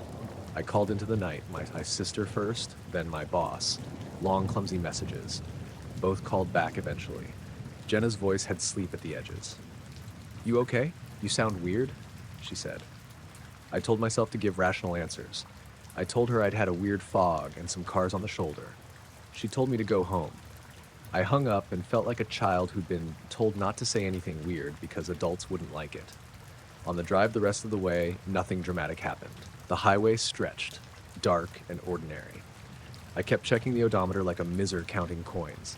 It climbed in the natural way, not in leaps. When I pulled into my driveway, the sky was beginning to bleach at the edges. The air cooler now. The house looked right in the way a house should. Inside, the kettle was still where I'd left it, the couch where my jacket had fallen when I'd last been home a week earlier. My keys had been set down in the bowl by the door. I sat on the couch and tried to remember the last 80 miles. There was a hole where memory should be, soft and squeezable, like pressing a thumb into wet sand and feeling nothing beneath. Pieces tried to surface. White light on the shoulder, the distant chorus of engines, a metallic tang at the back of my throat, but they refused to arrange themselves into a coherent sentence. Over the next few days, I checked little things. Gas receipts, timestamps on the app where I sometimes logged mileage, surveillance footage from the warehouse where I run my small delivery line. The warehouse cam had a blank spot in its recording for the night I drove through. The file corrupted, beginning and ending with a blue screen. The app logged a single trip with impossible timestamps. Start 12:36 a.m., end 12:37 a.m., distance 79.9 miles. Whoever set the app's parameters to allow that sort of patching knew how to make numbers lie. I had a mark on my wrist, a pale oval like someone had pressed a coin there. It didn't hurt and it faded in a week, but I could see it in the mirror every morning and remember how out of place it felt, as if my skin had been used as a napkin and left embarrassed. People asked if I'd been drinking. They asked if I was on meds. I answered the questions because they're sheltering words, but none of them fit. You can say blackout, and people nod and let you off the hook, but a blackout usually takes hours and causes a tangle that's messy to explain. This wasn't messy. It was a clean absent, like someone had cut a circle from the night and slipped it into their pocket. I drove the route again a week later in daylight just to see the shoulders. Parked cars, friends, family, nothing out of order. I stopped at the same rest area, checked my odometer at the exact same mile marker, and wrote that number down on a paper I kept in the glove box. 137,982. Same as before. I couldn't make sense of what had happened, and everything I checked either contradicted itself or refused to say anything at all. The one thing that kept nagging at me was that the drivers on the shoulder hadn't been asleep or dead. They had an intent to them, like people listening hard to a voice only they knew. In the days after, I would wake for no reason between 2 and 3 in the morning and sit up listening, half expecting to hear that toneless chorus again. Sometimes, in the silence, my ears would pick up a distant buzz, the same thin warble the radio had made the night I drove, and I would sit there counting the seconds between breath and breath, like a man counting heartbeats. No lights in the yard at 3 a.m., no missing hours since then. I went back to work, to deliveries and invoices and the small, real worries of the day. It was the only way not to think about the empty shoulder, and the people who sat there, engines running and hands on their wheels, listening to something I could not hear.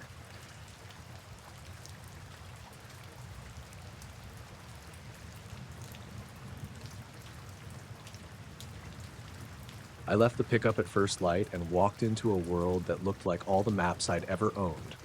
White, neat, with every detail lying down to rest. It had snowed hard the night before, heavy wet flakes that packed around the trunks and smothered the old logging ruts. My breath steamed in clouds. I should have taken the trails, but I wanted quiet, and the fields off Harlan's place had been cleared last fall, so you could move through there without crunching cedar. I strapped my snowshoes on over my boots, hoisted the rifle, and pushed into the stand of pines. There was nothing at first. The way that happens on good mornings, the air was intact, so full of cold that a sound had to be sharp to cut it. I scanned the ground between the trunks because that stretch of ridge had deer in it every winter. Tracks, droppings, a scratched patch where they'd bed down. I found the first sign about a quarter-mile in, a trail of prints, not human, three-toed and light. I crouched to check. Not coyote, not fox. I'd seen animals like that only once last spring when a neighbor told me he'd seen something weird at dusk. Smaller than a deer, tracks like someone had taken a knife to a rabbit and made the feet longer. I followed the prints because curiosity is the other kind of hunger. The trail curved under an overhang of low limbs and came out into a clearing I didn't know by name. The snow there had an ordered look, like someone had raked it. The prints danced in a spiral, round and tight, every turn deliberate as if an animal had been walking a circle and getting closer with each step. I frowned. Animals root and range. They don't follow geometry. Even a fox runs straight and messy. The spiral went on for maybe 20 yards. It tightened until the prints were almost on top of each other. The three-toed tracks crossed over themselves like a comet tail. The center of the spiral was a little bowl of snow, and in that bowl something upright stood. My boots. They weren't planted like someone had set them there to dry. They stood perfectly vertical, shafts spooning snow inside, laces tucked in tight. The pair was the exact model I'd left in the cab. Old leather, tongues worn flat, a ragged cuff where a scrap of wire had pinched them last season. There was a patch of old black paint on the left heel from fixing the gate on Harlan's farm. Only I had that mark. I knew those boots. I'd slippersed into them for the drive before I put the snowshoes on. I don't remember laughing. I remember my throat closing. There was nothing else in the clearing. No pack by a tree, no footprints except that spiral. No sign of anyone who could have walked there and left the boots standing. The snow around them was torn up by the spiral, but otherwise perfect. I knelt and ran my glove along the leather. The boots were cold to the touch, outer welt crabbed with frost that smelled like the truck cab, like the cigarette I don't smoke anymore. I called out to break the stupid hush. "Hello?" My voice made a brittle sound and left the trees like a thrown stone. Nothing answered but the steady whump of a chickadee in the next stand. I imagined. Ridiculous. So stupid that someone else had been out here early, a prank between hunters. Maybe Harlan or Pete or some kid. But who would set a man's boots upright in the snow and make a spiral with animal tracks around them? Who would know the black paint on my heel? I thought of the truck. I thought of sleeping in the cab if I'd been tired and how I might have gone out and misplaced them. Maybe I'd left them pulled from the cab and no,